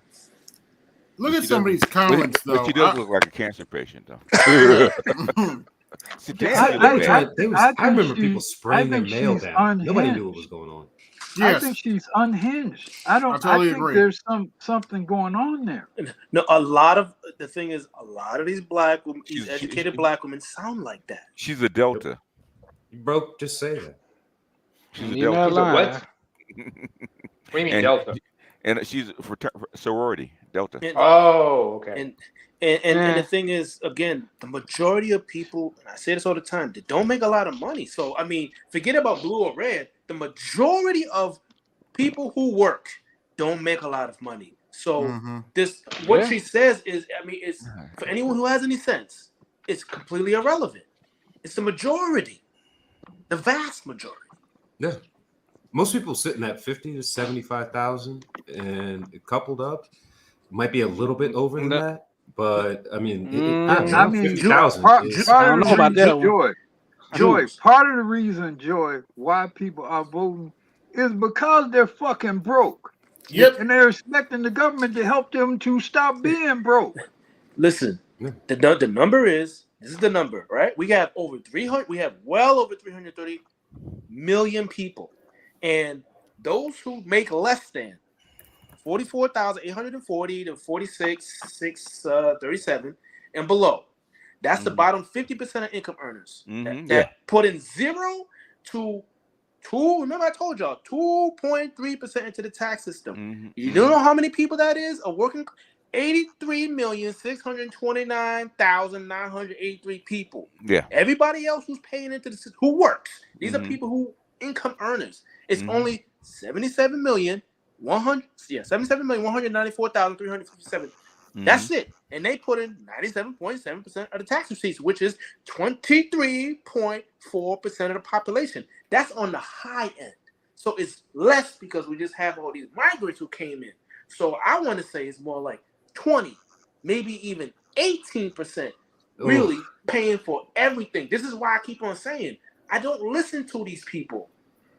They either lying or they don't know what the fuck they're talking about. Middle class has been hollowed out by my standards. Yes, even if you're making 100,000. Yes, even if you're making 200,000, by my standards, you're middle class. Yeah. All the way up to the top 1% nationally, which is some 675,635. Yeah. That's the bottom to get you in the 1% nationally. Yeah, you're middle class. Period. Yeah. Yeah. It is. Yep. By by the standards, by your quality of life. Yeah. Yes. Yep. Yeah, but the thing is, I always say about how they define it. Okay. Yes. Yeah. To make you feel better. Yes, that's why I say mine. But now, if we want to go by by government standards, now I use the government numbers, right? Well, I use the IRS numbers because those are the raw numbers that go straight through quarterly and obviously annually, and then they have their data book that comes out annually in October. That's where I got my numbers from, and that's where everybody gets their numbers from. But they do massaging. I don't massage. I don't do any massaging. Let's chop off this bottom quintile. Let's chop off this and the middle class is getting slaughtered right now. That's what he's You don't chiropractic either. Yes. Yeah, if you look at the definition, they have the upper class, the rich, and they have the poor, and then everybody else is in the middle. That's what they call the middle class. Yeah. That's why they say it. And so we have to go by how they define the middle class. Yeah, by them. Yeah. By their definition. Because I mean, again, I guess I'm spoiled because when you're dealing with people who blow a couple mil trading, that's a rich motherfucker. Yeah. Not somebody making 500, 600,000 a year. Yeah. Somebody who blew. Yeah. 2, 3, 4, 5 million. Yes, I had clients like that. And then just say they had a bad day. Yeah. That's rich. Yeah. And you've never heard of them. That's right. You might have seen them get out of a car when you're going to Ruth's Chris, but they were going to some place where you were like, where's the door for that? Where's that going to? Or you see them going to your favorite barbecue place wearing jeans and a t-shirt. Yes. Yeah, but you're like, look at those shoes. Look at the shoes. Look at the shoes and the teeth. Yeah. And amongst again, amongst 330 plus a million people, I mean, I'm gonna be real nice. On the high end, maybe that's 1.5 million of the population. That's it. Right. That's it. That's it. Motherfuckers don't have money. So this talking down on people, especially economically, you're completely ignorant. Yeah. I don't give a fuck where you come from, who the fuck you are. You're ignorant. She's been in the game too long to be ignorant. She's lying. Yes. Yeah. Yeah. Well, said Harvard degree doesn't mean shit. Which that's debatable. But no, she's lying. She's lying to promote her sister. That's what she's doing. Crazy. She's lying. Yeah. And to keep in the game as a mouthpiece for the establishment. I mean, this is disgusting. Well, she got a career if her girl makes it in now. And somebody did correct me. She does not make $100,000 a week. She makes $50,000 a week. Who? She's probably gonna Joy Henry. Oh yeah. Oh, Joy is Reid's probably gonna. Oh, she's so broke. That's her salary. She makes more in a week than most people make in a year. Yes. Give me PGS. And then if you add her speakers bureau and all that other shit, probably getting close to that $100K a week. Go ahead, Namer. If what you're saying is true about about the chemo pygmy here, well, she's Congolese, so I can get away with that. I bet you're gonna have her replace Mamie Sanders if her girl gets in. No, no. Mamie Sanders is gonna be right along with her. So yeah, Mamie Sanders. Everybody eats. Okay, eat weed. What they will do is that they'll rob the middle class, to feed their small little group. Yeah. But then on the back end, when these women get old, why don't we have enough money to support these bitches? That's what's gonna happen. That's what they don't talk about. I talk about that shit because I already see how it's gonna end. It don't end well. Yeah, well, it never does. What is the fascination with black men calling people broke? That's what gynocrats do. It's called sign language, shame, insults, and the need to be right. That's where it comes from. Guilt and the need to be right. That's where it comes from. Yes. A whole lot of insults in that too. Projecting, okay. And she's on the low end of rich. So what's she talking about? Yeah. Low end. Yeah, but you broke Negroes, ninjas, okay. They got STEMI checks. I know you got a STEMI check too, baby. Unless you send it back. Okay. You got a STEMI check too. Nobody sent that check back. Yeah. Man, I want to ask you, did she send it back? Because she got one. Man, how many of the big corporations who shouldn't have gotten it got caught and then they sent the money back? Yeah, they sent the money back. Okay. Now if she sent the money back, that's different. Yeah. Okay. Got caught with the hand in the cookie jar. Come on, man. It's disgusting. All you broke ninjas out there because they kept you at home and you couldn't make no money. They didn't do it for you. They did it to keep the economy going. They didn't do it for you. Life in this country is so fucking good that they can get on stage, disrespect military. Military. The only people who protect your scrawny little weak ass from other people coming in and taking your shit. You're gonna disrespect them. Stupid. I'm not military, but I mean, like you gotta have some kind of set. You gotta have some class, man. Basically, that's what the under Trump. That's why they increased the military budget. They said if you want us to go out and protect your money, you better give us a bigger budget. The only reason the dollar is good is because we behind it. Exactly. People crazy. Man.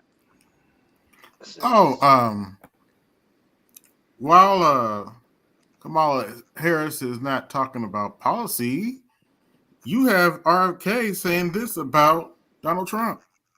Don't you want a president who's going to get us out of the wars and who's going to rebuild the middle class in this country?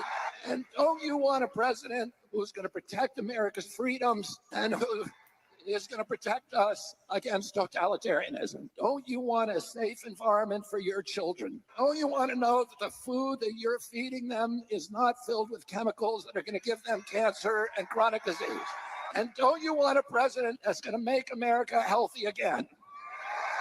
One of the issues that he talked about was having safe food and ending the chronic disease epidemic.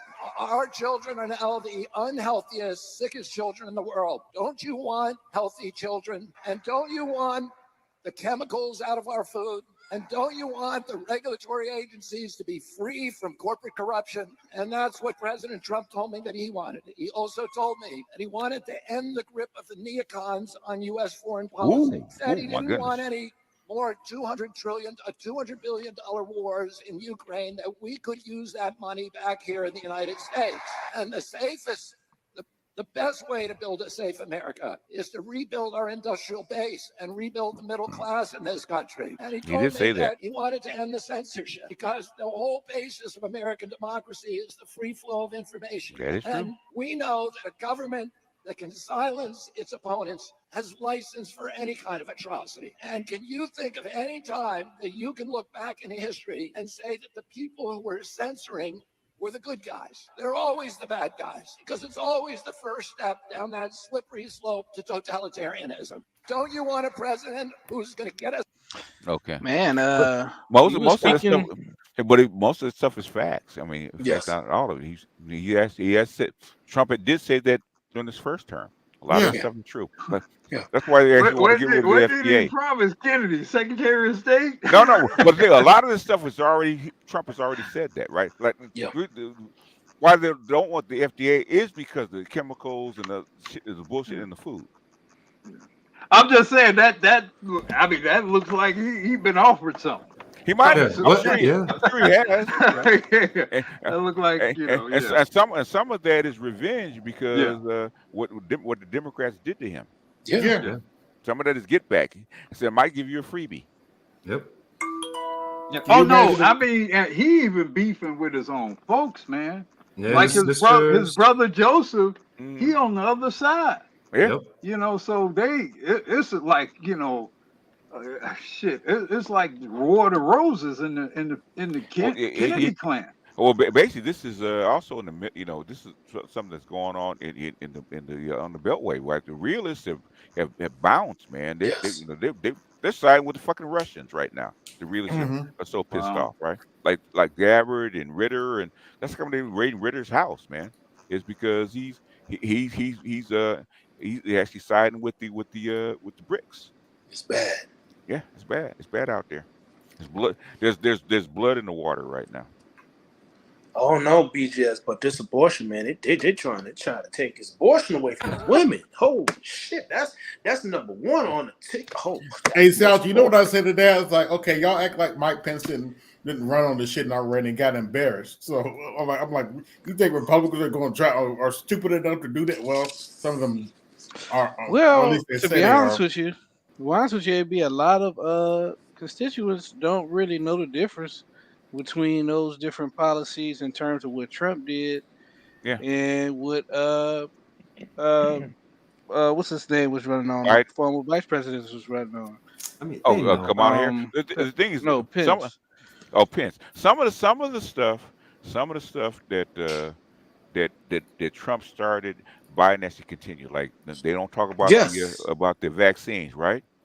Okay, Trump started it. Okay, but the thing is, Biden continued it. Same thing with the stimulus check was actually signed by Democrats. Okay, and distributed by whom? Your President Biden. Okay. Yeah. Yeah. So President Biden gave all you broke ninjas a stimmy check. Okay. Yep. But I mean, that's why I say about all this is this emotional stuff is relevant. I mean, it's not relevant to people like us or people in the top 1% that's looking at policy, but as far as the masses, I mean, this is the type of stuff that they like to see, get them engaged, and stuff like that. Like, ooh, look, Oprah's, she's gone for Kamala, so I'm gonna vote for Oprah. If we were talking to them, to the civilians, we'd have a different discussion. Yeah, BGS. The old niggas starting to come out. I realized when I was at my aunt's funeral repast that I couldn't talk to civilians. about the election because you know what? I love my people too much, man. You know, when I'm old, you know, when you get old, it's like I'm not gonna be arguing. You know, I still got a couple of my aunts around. I'm not going. Hey, Craig, the link's in the chat, Craig. You don't have to troll in the chat. Okay, the link's in the chat. You can come on up. Yeah. Yeah. You know, so I'll put it back in the chat. Give me a second. We're still waiting on those doggone policies, Craig. Though, but you promised us. Black Guru. Black Guru. I mean, look, if my 85-year-old auntie want to, you know, celebrate the possibility of some fake black chick become president, I gotta let her. I gotta let her ride with that. And it's not about her. What do they always say? I'd rather have an empty suit or a dead body than Trump. My brother told me that. Yeah, that's all it's about. What your boy said off the Matrix? What your boy said off the Matrix? They don't care. Ignorance It's is bliss. called emotion. Okay, they don't care. Ignorance is bliss, Black Guru. Let her enjoy herself. Let her. Yeah, I'm not bursting that balloon. Yeah, I'm not. My family is so fucking Democrat. Man, these motherfuckers. You even test the waters on some stuff. And I'm talking about the men too. And that's why when like Art say that shit about that divine, dude, please show me the niggas that did her. I don't even need somebody saying something public. Show me the comments. That's all I need to see. To tell me that the Divine Nine and the frats do not care about people in power, I call bullshit. Okay, I just do. Wait a minute. Art actually said that? I missed that. Yeah, he's trying to insinuate that it doesn't mean that much. And all that kind of stuff. Basically, Art. So how Art was trying to frame it was it's a way more diverse thought process. Like what you seeing. It's kind of like when you pay attention to like the top NBA players and then you act like that's what the whole NBA represents. That's basically, it's the top of the top. But then there's this underbelly of diverse thought. And my thing is that could very well be true. But the thing is, who do they adhere to at the end of the day? At the end of the day, they all close the line when it comes to rhetoric. The thing is, the people at the top trickle stuff down. Exactly. Their network. Exactly. It's not a disconnection. Yeah. Well, what I remember Art stating was that they're more local than anything else. Not to say that they don't have some kind of influence. I mean, yeah, if you compare them to people on fucking K Street, yeah, clearly, and I think that was his point.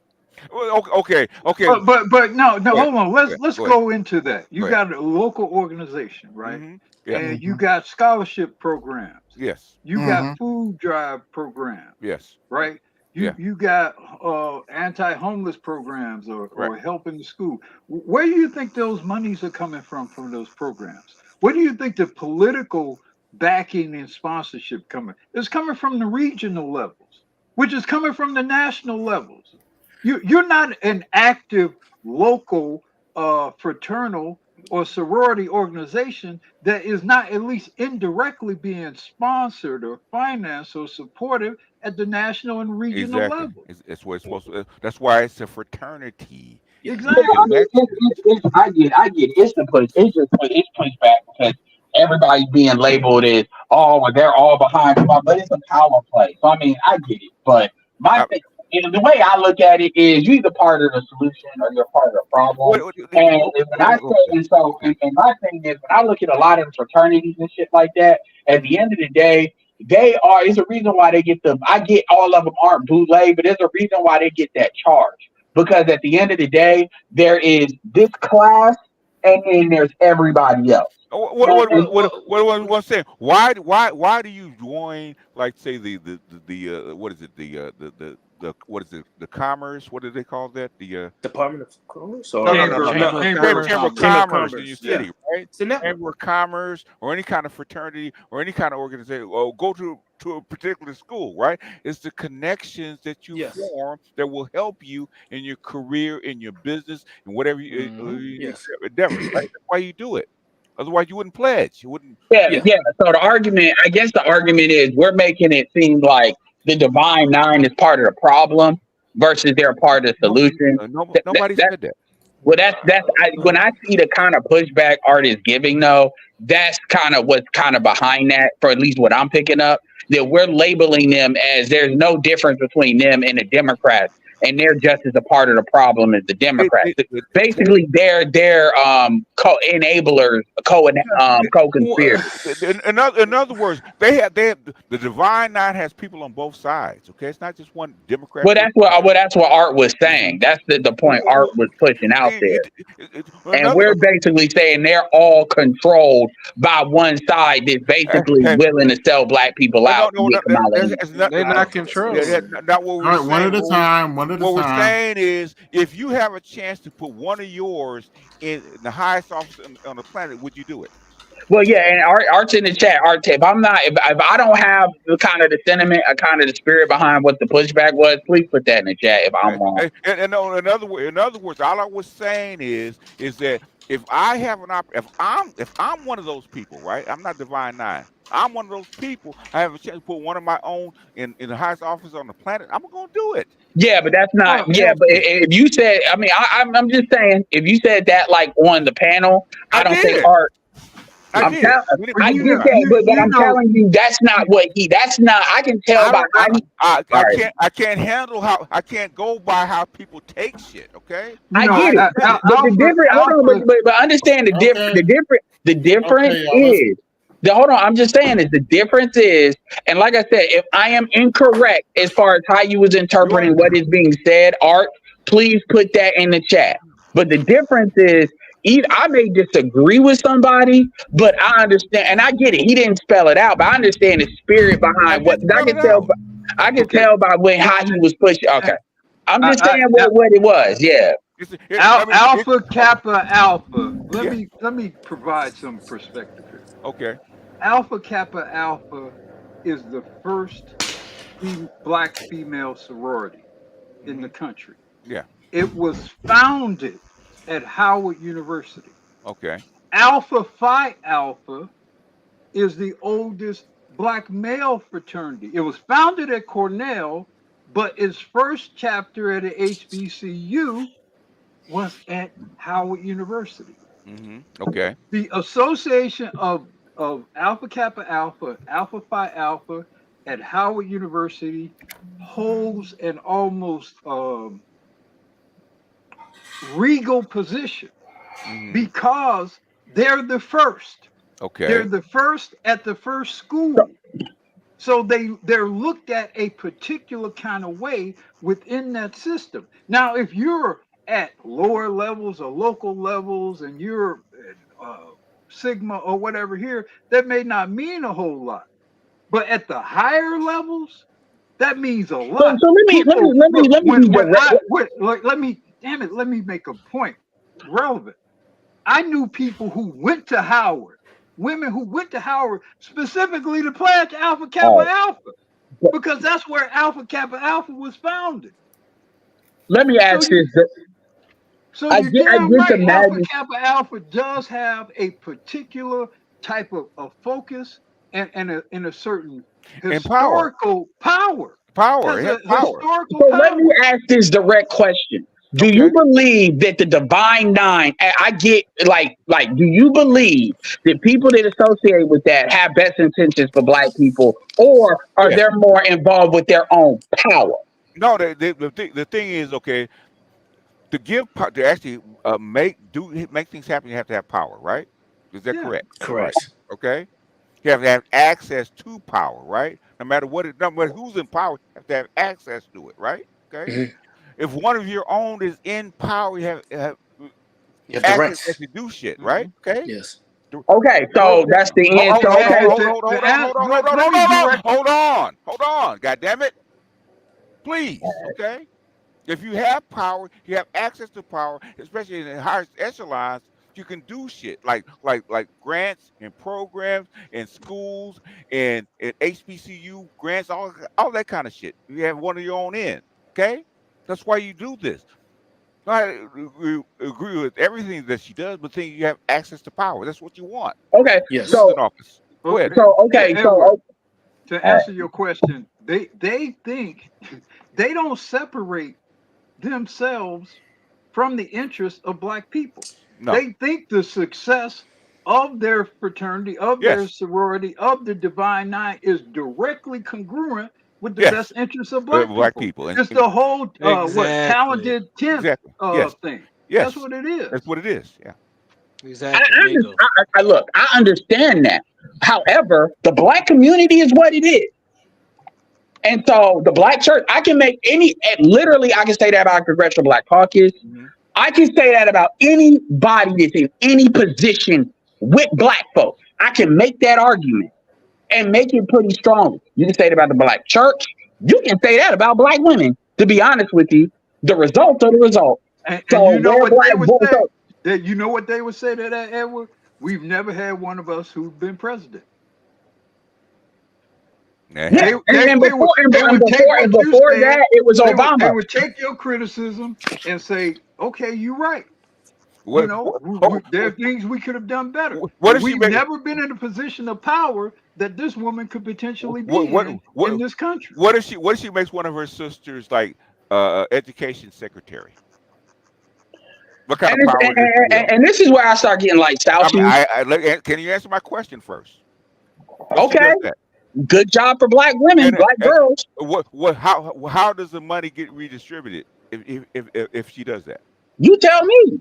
You think Black boys literacy rate gonna go up? The money, you actually vie for that, right? Because the money will roll down to Black schools, right? Yeah. Right? Or it should, yeah. This is the same argument under Obama, by the way, but okay. No. Because Obama, basically the people that put Obama in office, actually, that's where Me Too came from, right? Me Too came to the Department of Education because of Obama and the people that put him in office, right? That's power, okay? Yeah. We're still dealing with that. You can do that if you want to. I'm not saying that she will do it. I'm saying that this is the stuff why they put people in power like this, okay? No, I completely understand, and I completely and I will say I want to make a note. If this is where the conversation went on, and this is like kind of defending art, if this is where the conversation was going with on Art's panel, it wouldn't have been no pushback. What I'm saying is to me, and this is why I talk about civilians, right? Okay, to me it's a fucking no-brainer. Yeah. Of course you want if I'm Divine Nine, I want my girl in. Of course I do. It makes 100% sense. It's a no-brainer. Yeah. So this justifies Ricky Smiley's anger. This justifies what DL was talking about because it's a means to an end. It's a means to an end. Yes. Yeah. And in my thing, and the thing about it is, so I get all that, but I literally can tell you what's gonna happen. They'll get in there. They're going to do exactly what Obama did, which is they'll silence people, and so their narrative is the only, especially when it comes to Black folks. Black men will not talk except unless you're basically saying what. I'm gonna say, hold on, fuck all. Let me not talk around it. If you telling me, I'd rather take my bet with Donald Trump. I'd rather go in that office with Donald Trump and advocate for Black people, let alone Black men, than I would Kamala Harris with the whole Divine Nine in there. If I'm just gonna be real, real about that shit, that's what I'm throwing my dice on. Ed, are you Divine Nine? And that's what they would say. No, I am not. But I have a lot of people that I know they are. Okay, y'all. Let's Divine Nine and why they would want her in, not you. Okay. I get that. I'm not even talking. I get that rhetoric. Gentlemen, that's the end. That's the end of it. Okay. Yeah, let's move on, gentlemen. Let's have a little fun here. My name Lil Dell. My name Lil Dell, huh? Leave Kamala alone. Huh? Leave Kamala alone. Huh? Your ancestors. Yeah, I mean, Ricky Smiley is racist.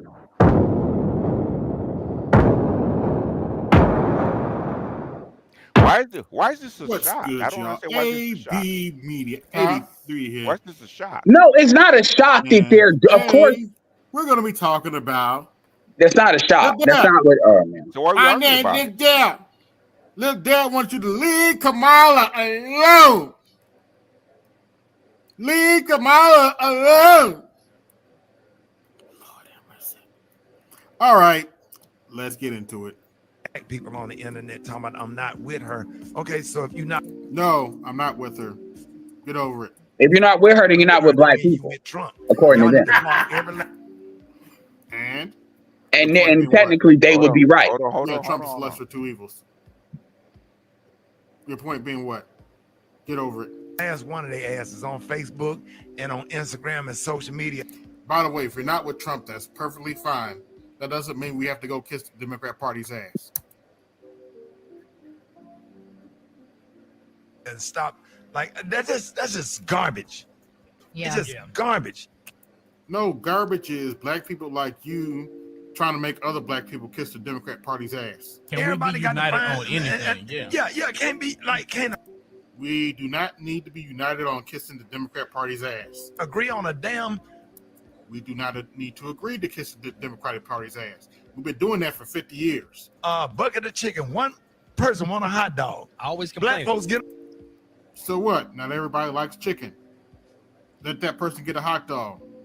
What's the problem? On my damn nerves, man. What you? To be fair, black people like you get on my damn nerves. Make your point. Why everybody making all these celebrities making all these videos going off on Kamala Harris and stuff, and then the black? Because they don't like Kamala Harris. Because she's incompetent. Because she has no record. Me and Kamala Harris didn't prosecute you and treated you bad in court. I got treated bad in court. No one cares. Too. But I'm with her. Okay. You're entitled to kiss the Democrat Party's ass by yourself. What does that have to do with me?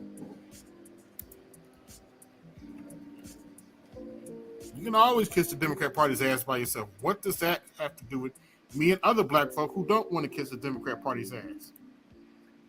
Because a vote for her, if you sit at home and you don't support her, you're definitely supporting Donald Trump. And? So what? Our ancestors didn't die for us to kiss the Democrat Party's ass. Our ancestors died for us to choose who we want to vote for. So what? You don't have to like my vote. You can always go kick rocks. You can vote for who you want to, but don't be trying to encourage other people and sit up there and put bad stuff. Where's that same energy for Donald Trump? Oh, you mean like how you guys are trying to shame everybody into voting for Kamala Harris, who doesn't have a good record and as of now doesn't have any good policies? Yeah. Well, you know what I'm saying? I'm just like, don't vote for him. It is what it is. They're not even doing, y'all not even. Okay. Even out here doing real research. And look at her record. Oh, this coming from the group that goes around saying, President 2025, be afraid, be very afraid. President 2025. Probably haven't read one page of the 900 pages of that document, but want to go around and say, President 2025, be afraid, be very afraid. If you do the research on what half of y'all say Project 2025, Trump bad. You call that research? Really? Most of y'all talking that shit can't even name a policy Kamala's for, except for, getting rid of tax on trips. Oh wait, that's one of Donald Trump's policies. She just stole it. Never stop believing it. Yes, enough of that. I can go watch that video later. I uploaded it. This is really getting old. Yeah, I mean, from his perspective, he's right. I mean, if you believe that, as long as you get, which I believe they believe that, as long from as you get in his there, perspective, huh? Yeah, from his perspective. I mean, he's exactly. So, but the only other perspective is you either believe they're going to do it, or you don't. And we wouldn't nobody would even be against even if Kamala couldn't do the job, and you believe Kamala couldn't do the job, if you actually believe she would do anything for black people, black men in particular, but we'll say black people as a whole, her ability to do the job wouldn't even matter to most people, except for the people that are really, really in the know, of what those consequences could be. And so the truth is, so when you look at like people that are civilians, they're civilians that don't believe she can do the job. But It's more so they don't think she'll do. They think she's gonna do shit for everybody, but the people that got her in there outside of certain key constituencies, they always get shit. White women, immigrants, obviously Israel, that sort of thing. They believe in what the vast majority of the people that behind Kamala Harris, they said they'd rather her than Donald Trump. She's a better alternative. That's what they believe. Okay. Yeah. No matter what she's promised or what she says she's gonna do, it doesn't matter. Okay. They think Donald Trump is much worse. That's the problem. Mm-hmm. And you know what's funny about that, BGS? Nobody that says that can ever tell me what is so wrong with Donald Trump. They don't. They never tell you that. He's just a spider of Satan. I just don't like him. He's racist. He's a fascist. He believes in Project 2025. He's a redneck. He's a MAGA guy. Blah blah blah.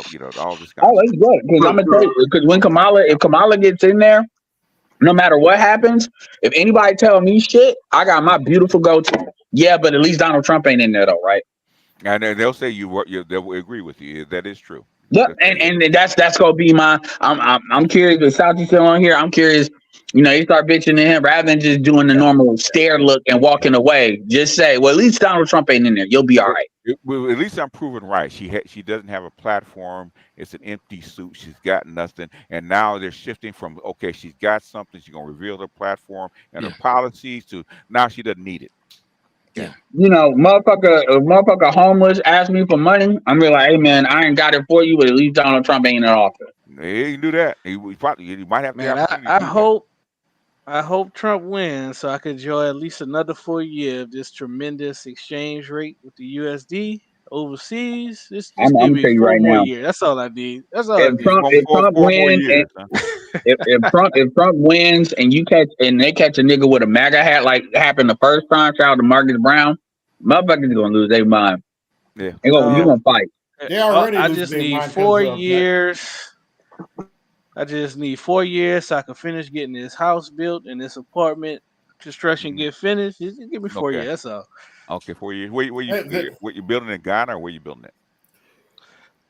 Well, I'm building in Ghana. In the States or Ghana or what? I don't have to give a city. Just I'm building a house in Ghana and I have an apartment that's under construction in Colombia. And no, not Colombia, in Nairobi. Jesse sound like you want to say undisclosed. Nairobi. That's good places, yeah. What's going on with the Ghanaians, man? They have, they invited you over there. They're all friendly, and now they're trying to scam everybody. What's going on with that, man? What's up with that? What are they on? I mean, it's not as bad as making. It's not as bad as people are making it out to be. I mean, scamming is going on all over Africa, but really. So the main issue with the scamming thing is the real estate is just scamming, and issues with real estate is probably the #1 court case in Ghana. So it's not just like, oh, we're scamming foreigners or Black Americans. It's like this is something that goes on in broadband. Yeah. And then they said between Ghanaian and Ghanaian. Yeah, it's even a thing right now. They said the begging is off the charts in Ghana right now, man. Like you can't get out the airport with you. That's what I'm hearing, man. That's what I'm asking. I'm not. I mean, I haven't been since April because I've been mainly in Colombia. That's recent. That's pretty recent. Yeah. Yeah, but it's not that bad. Like the biggest thing is just the with the real estate, like for example, you have a chief that is being sued by the people that he's over, right? Because it's a tribal land that he gave to and offered to Black Americans, and you have some people in the tribe that's saying, we farm here, et cetera, we want to do this with the land. So you just always have those real estate disputes that go on. Because what I'm hearing, man, from the folk, from the expats, man, is that they're souring on Ghana. They're going to Kenya instead. So they're giving the thumbs down on Ghana right now. That's what I'm hearing. The main reason hold on, wait a minute, gentlemen. Birthday boy, can you say something, please? You know it is. That's Craig. Yes. Oh, hey. Okay. Damn, you got patience, bro. Hey man, niggas gotta get patted down eventually. No, that's Craig. I knew when he popped up. His birthday was. I accidentally kicked Arthur by accident. Yesterday, Craig, your birthday. Yeah. I had to do a sleep study, so that didn't count. So I counted it today. My condolences. Okay. Happy birthday. Yeah, happy belated But birthday. the whole, like I said, the main reason I'm going to Kenya is the internet situation. Oh, So, I told you that before you went, didn't I? Yeah. You did, but I didn't know it would get that bad. I mean, Yeah, sometimes you gotta, especially with the overseas cable situation, and the internet was out for a good amount of time, and Ivory Coast, Ghana, Ghana's got 5 C connections, right?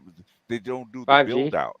Yeah, they don't do the build out. No, they have the not 5G. Here's the problem. It's the internet situation. It's all political. It's all political. Because Ghana they had 5G installed way back in like 2020. The actual equipment was installed, but they never got approved by the goddamn regulatory agency. That's what I'm talking about. And they've had the first overseas connection going to Ghana was in 2006, right? And they got 5 of them. There's no build out. They have more lines going into Ghana than Kenya, but they don't have a build out. Yeah. But here's the thing. Like I'm noticing it's kind of a thing with West Africa in general, right? Yeah. So it's like it's so with the internet situation. I'm noticing Nigeria, the land, the leases, the visas, the citizenship, all that shit. West Africa, I don't know. Like I said, I'm giving up on them because the thing is, black folks want to go there, especially Ghana, because Ghana's fairly safe. They want to go there, but they're not cooperating. It's like, goddamn. And you know what's the worst part about it? The worst part about it is Ghana is like it's probably like the best place to go. Like when you go to these other countries, even worse because the big telecom company from South Africa, MTN. They just closed locations in Nigeria. They just closed locations in Gambia and several other West African countries. Like Ghana's like one of the only West African countries where they actually operate now because of the bad, business policy and stuff like that. Yeah. Like Nigeria started penalizing outside countries that hire expats. And so it's a big thing with that. But yeah, that's the main reason I'm probably choosing Kenya because they have better internet. They made that policy going back when they first started building back in 2009 or something like that. That's the first. That was their biggest policy, broadband in Kenya. So that's why it's Kenya more broadband. I'll still visit Ghana and I'll go visit my house. as long as they keep the terrorism down in Kenya. That's the only problem with Kenya. You might walk in the mall and all of a sudden these terrorists is shooting up the mall. Other than that, So what I'm using now is Starlink. I'm using Starlink. Okay. So Starlink is available in Colombia, Starlink is available in Kenya, and Starlink is available in Malaysia. Before I left Ghana in April, they said that they approved Starlink, but we're in August, and on the Starlink website, Ghana still isn't available as a country.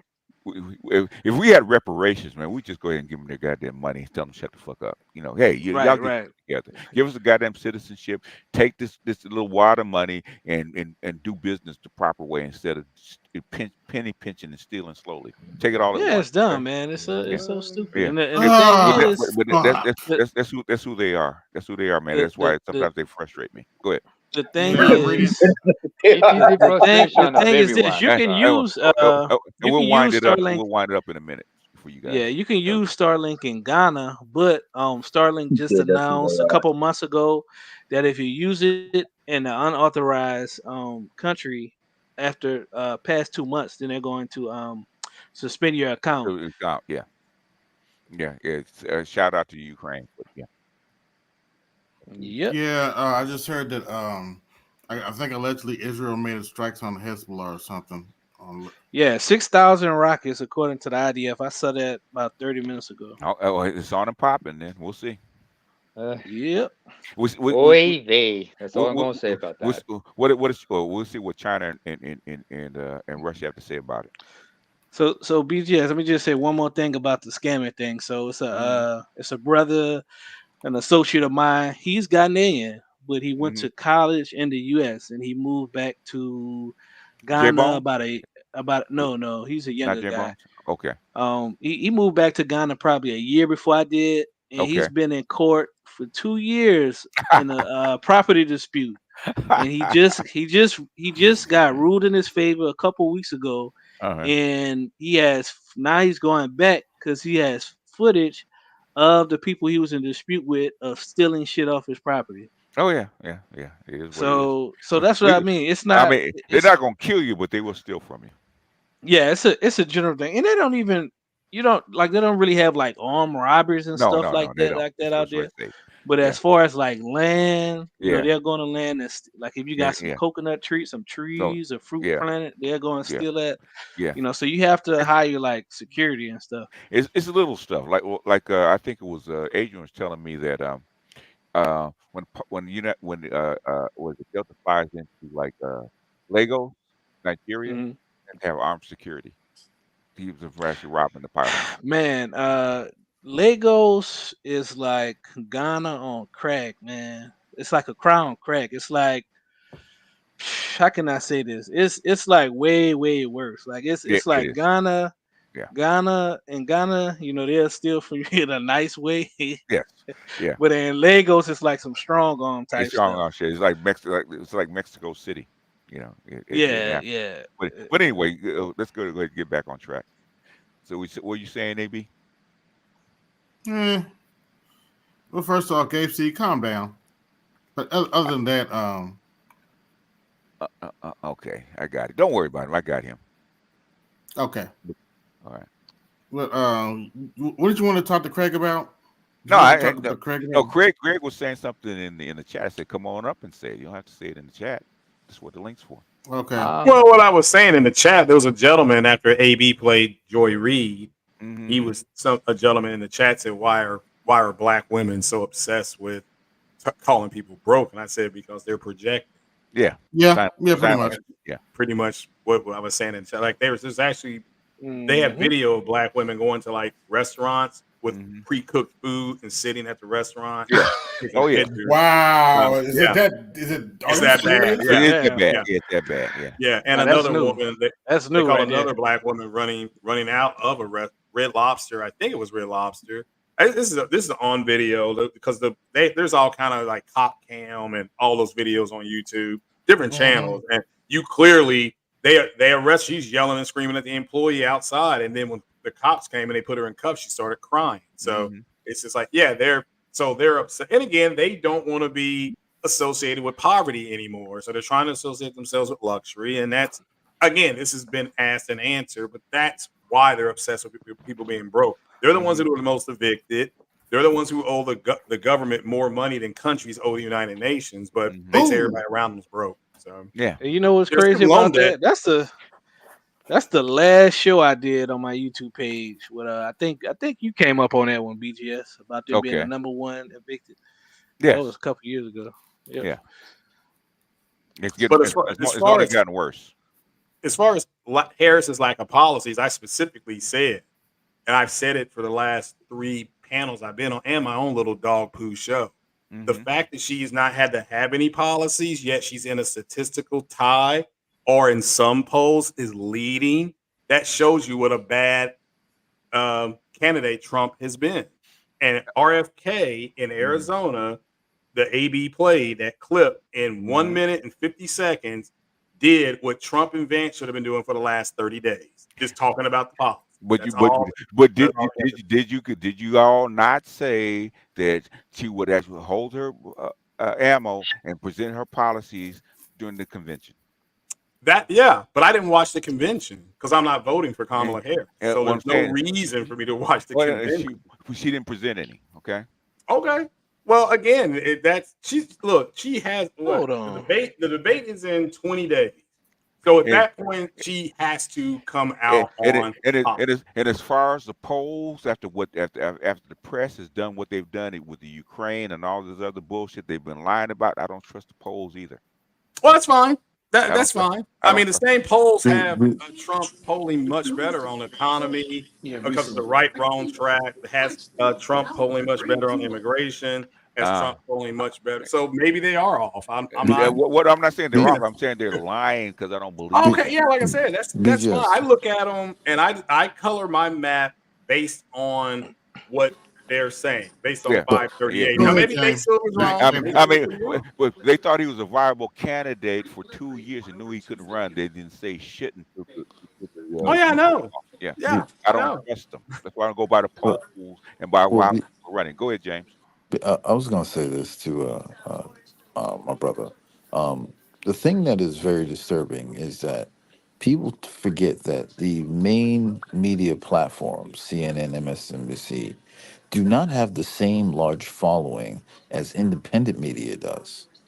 And to say that their polls are actually dictating influence or having a huge influence. Sentiment. Yeah, excuse me.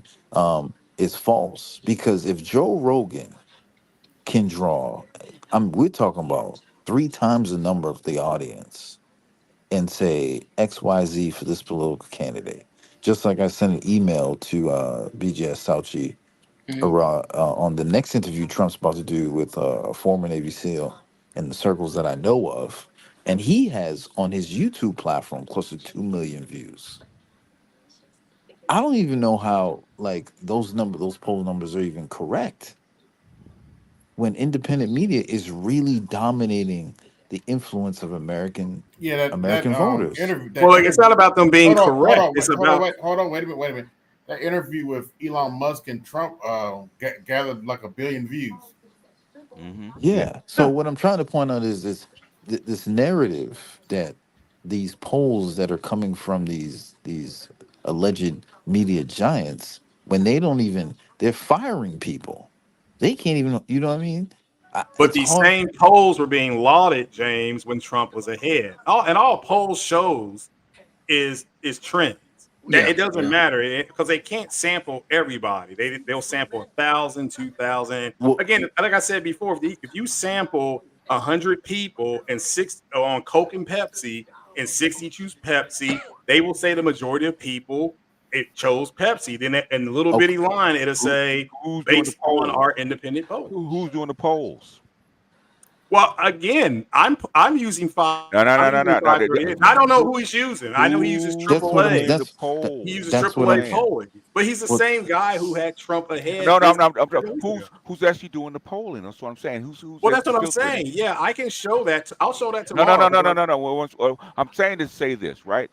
Same people are doing media blackouts on Trump and what he's saying in his policy. Same people actually doing the goddamn polls. Yes. Well, like I said, I can show who's doing the polling tomorrow. You're not getting what I'm saying. You're not getting what I'm saying. I understand what you're saying.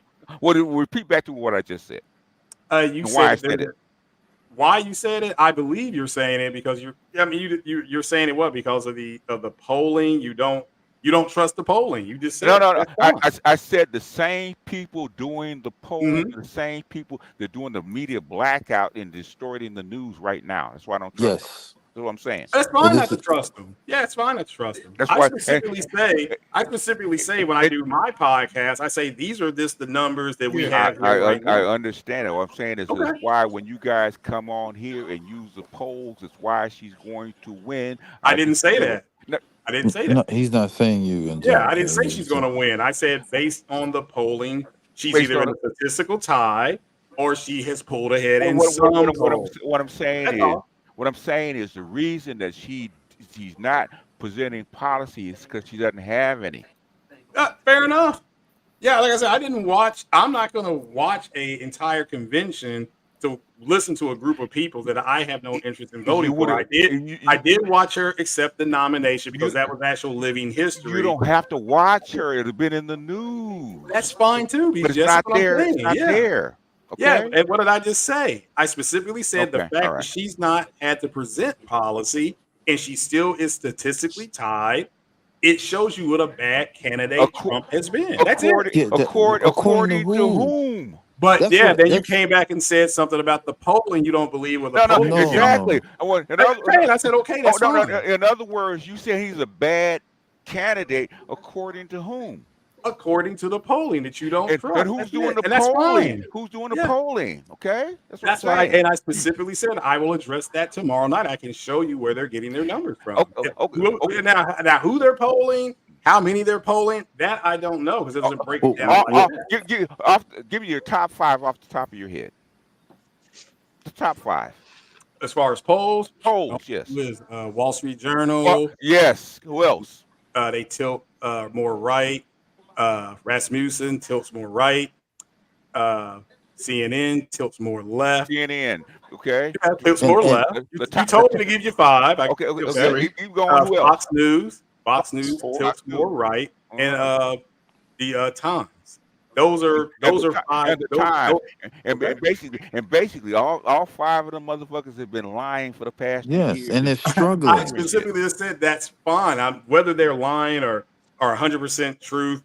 It doesn't change just the simple numbers. It does change the numbers. It does. Okay. It does. Because this is why. That's why I said. Well, you're saying the polls are wrong. I said okay. No. Okay. The thing is, what I'm saying is, okay. You're using the polls as an argument why Trump is not a good candidate and why she's still in the race. Okay, it's a false narrative. In other words, using that. Okay, we're going to find out in November, won't we? I know what I'm saying is, but you're using this as an argument. Oh, I'm not arguing. I said if you don't believe the polls, that's perfectly fine. James, am I making myself clear? No, you're not. That's why I specifically brought up the. I said, but you're using her, the basis of her being a good candidate or a decent candidate, and him being a bad candidate, as according to what? As an argument. Yeah, according to the polls. According to the polls, that's what I'm saying. Hold on, you're literally saying she hasn't presented any policy. What I'm saying, that's your argument of why she's not presenting policies, right? All right, BGS, if you're going to say she's not presenting any policy, which is 100% true, my only statement was she's not had to present policy, and she still, and still make moves in the polls. Now, your argument is the polls are off. They're not. All right. Okay. That's fine. All right. Okay. I'm done. Because you're not the only one that keeps saying the same shit for the past 5 weeks or 6 weeks. Okay, same shit.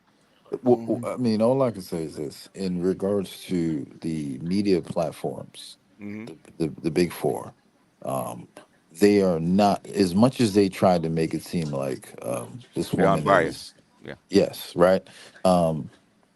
You can tell the fact that they are struggling to maintain their viewership.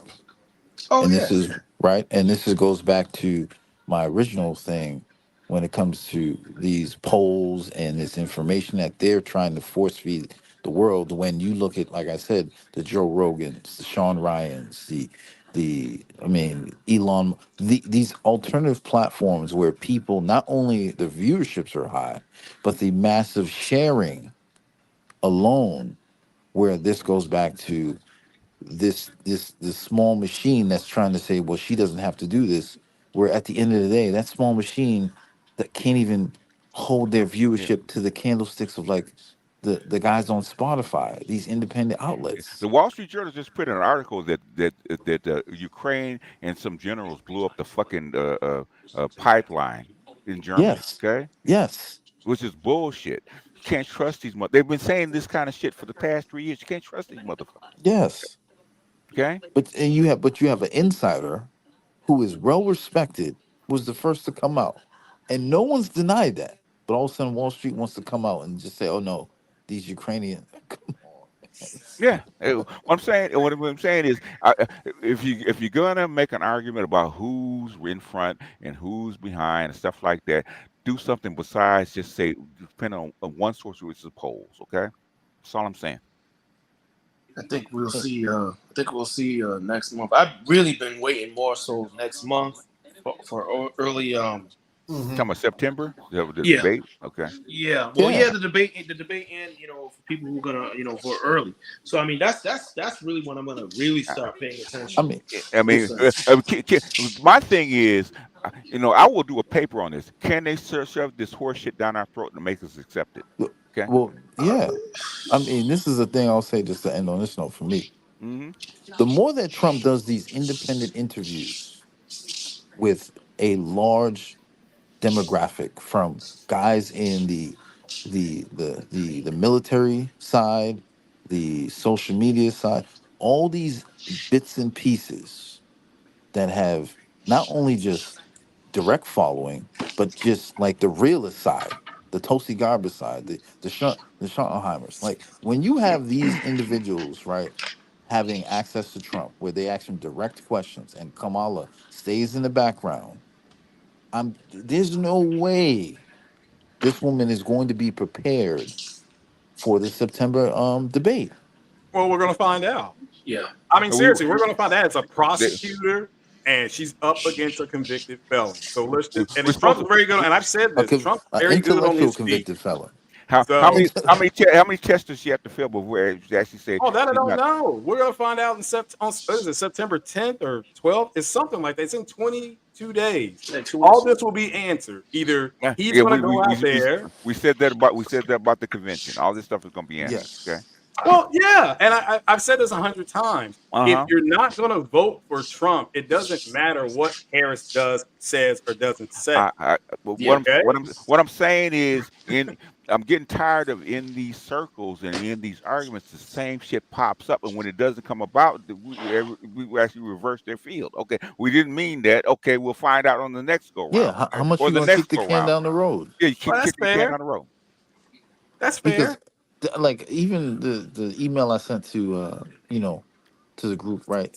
The gentleman Sean Ryan asked, and I was watching, he said, okay, we're gonna ask Trump what is his stance on abortion directly. What is his stance on the current situation of the military?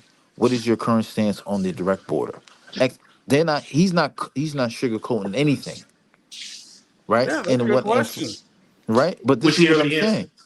But that's what I'm trying to point out. Has Kamala Harris even gone in front of a reporter? Oh no! And I'm not going to keep repeating myself. If I could go out there and not have to do something and still shift things, move things, I'm not going to do it. However, I will run out of time. In other words, four corners, and we're gonna run out the clock. Yeah, four corners. You get on the bicycle. What they say about boxing? If that's the way it is, then I'm gonna stop discussing it. It doesn't matter. Okay, so Craig, I'm gonna ask you. This is my last question. So, yes, sir. When this woman goes in front of a camera, the world is watching. Correct. Now, we don't know what the agreement is between the networks and the candidates, but we do know with Trump, he's not going to be on some like this is all going to lean towards her, and she's not going to be able to address certain questions. So, my biggest concern is for the Harris campaign. If you don't get out there, and I've said this before, in the forefront, solidify where you stand, and then you go in front of a public audience with no teleprompter. This ain't like what they did with Biden, no crowd, and then you get a particular response because we can tell this woman does not do well speaking when it comes to direct questions. Why would you set yourself up for failure? Your question. So your question is, why would you set yourself up for failure? Yes. You're going to find it's okay. I mean, I'm still trying to get this. What does it matter what she says if you're not going to vote for her? No. I mean, you see what I'm saying? What she says or doesn't say, or wears or doesn't wear. This has nothing to do about an individual vote. This is about. But she doesn't perform well in the debate. No, Craig. No, Craig. We're talking about someone who's going to take over a superpower. This is a global thing. The rest of the world is looking for a sense of leadership coming from the West. And if she So performs poorly, she will not win, James. You're going with all this supposition. It's that simple. Either you're going to perform or not perform. What if she doesn't have to perform though? Well, no, she will at the debate. She has to perform. And again, the election is going to be won or lost by the 10 to 15% of independents, not by the left. The lefties that are crazy, not by the rights and righties who are nuts. So it all comes down to one debate for her, right? Is that what? Well, I don't know how many they've agreed to. I know they've agreed one. They only agreed to one so far. Okay, well then she has to perform. On that one debate. It all goes on that one debate, and it's going to move people possibly. It's going to move people based. No. What you're saying, you don't have to go in front of the press. Yep. Okay. Or the world, like James was saying, or the world. Just that one debate. All right. He's got one chance. Yep. Like the Eminem song, "Lose Yourself." You got one chance, one opportunity. And we're going to elect the president on one debate. We are. BGS, you elect president for different things. However, for her, when was the last time we elected a president on one debate?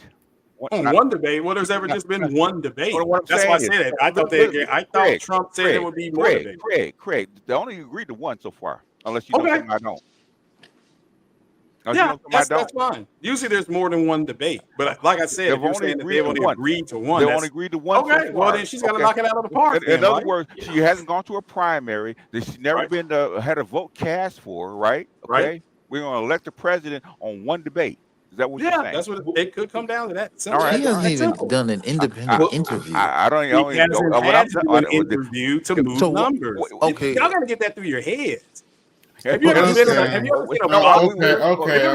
I mean, have you all ever seen a box? All right. Hold on. You know. All right.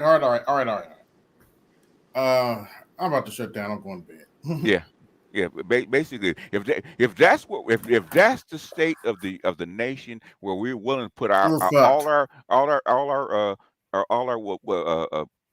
our chips on one fucking debate for somebody who may or may not be qualified, deserve what we get. Elect the bitch now. Fuck it. Elect her now. Put her in office. Fuck if you tell me Bonnie can do 60 minutes and this woman can't be on 60 minutes. Elect her now and fuck it. If that is the case, where the American people will elect her on one debate, okay? Fuck it. Why debate at all? Just let it go. You don't have to agree to it. Why debate at all? If that's the case. That's what I'm saying. Anyway, go to bed. Go to bed, old Negro. Yeah. I'd like to thank everybody that came through. This is AB Media 83, and I'm going to bed. Peace. Y'all ain't. Yo, this is AB Media 83. Want to support the channel? Hit the Cash App. Also, be sure to like, share, and subscribe to the video. Also, be sure to hit that bell notification so you can be notified the next time I upload a live stream or video. And always remember, keep it grinding, keep it pushing, keep it moving. This is AB Media 83. And I'm out. Peace.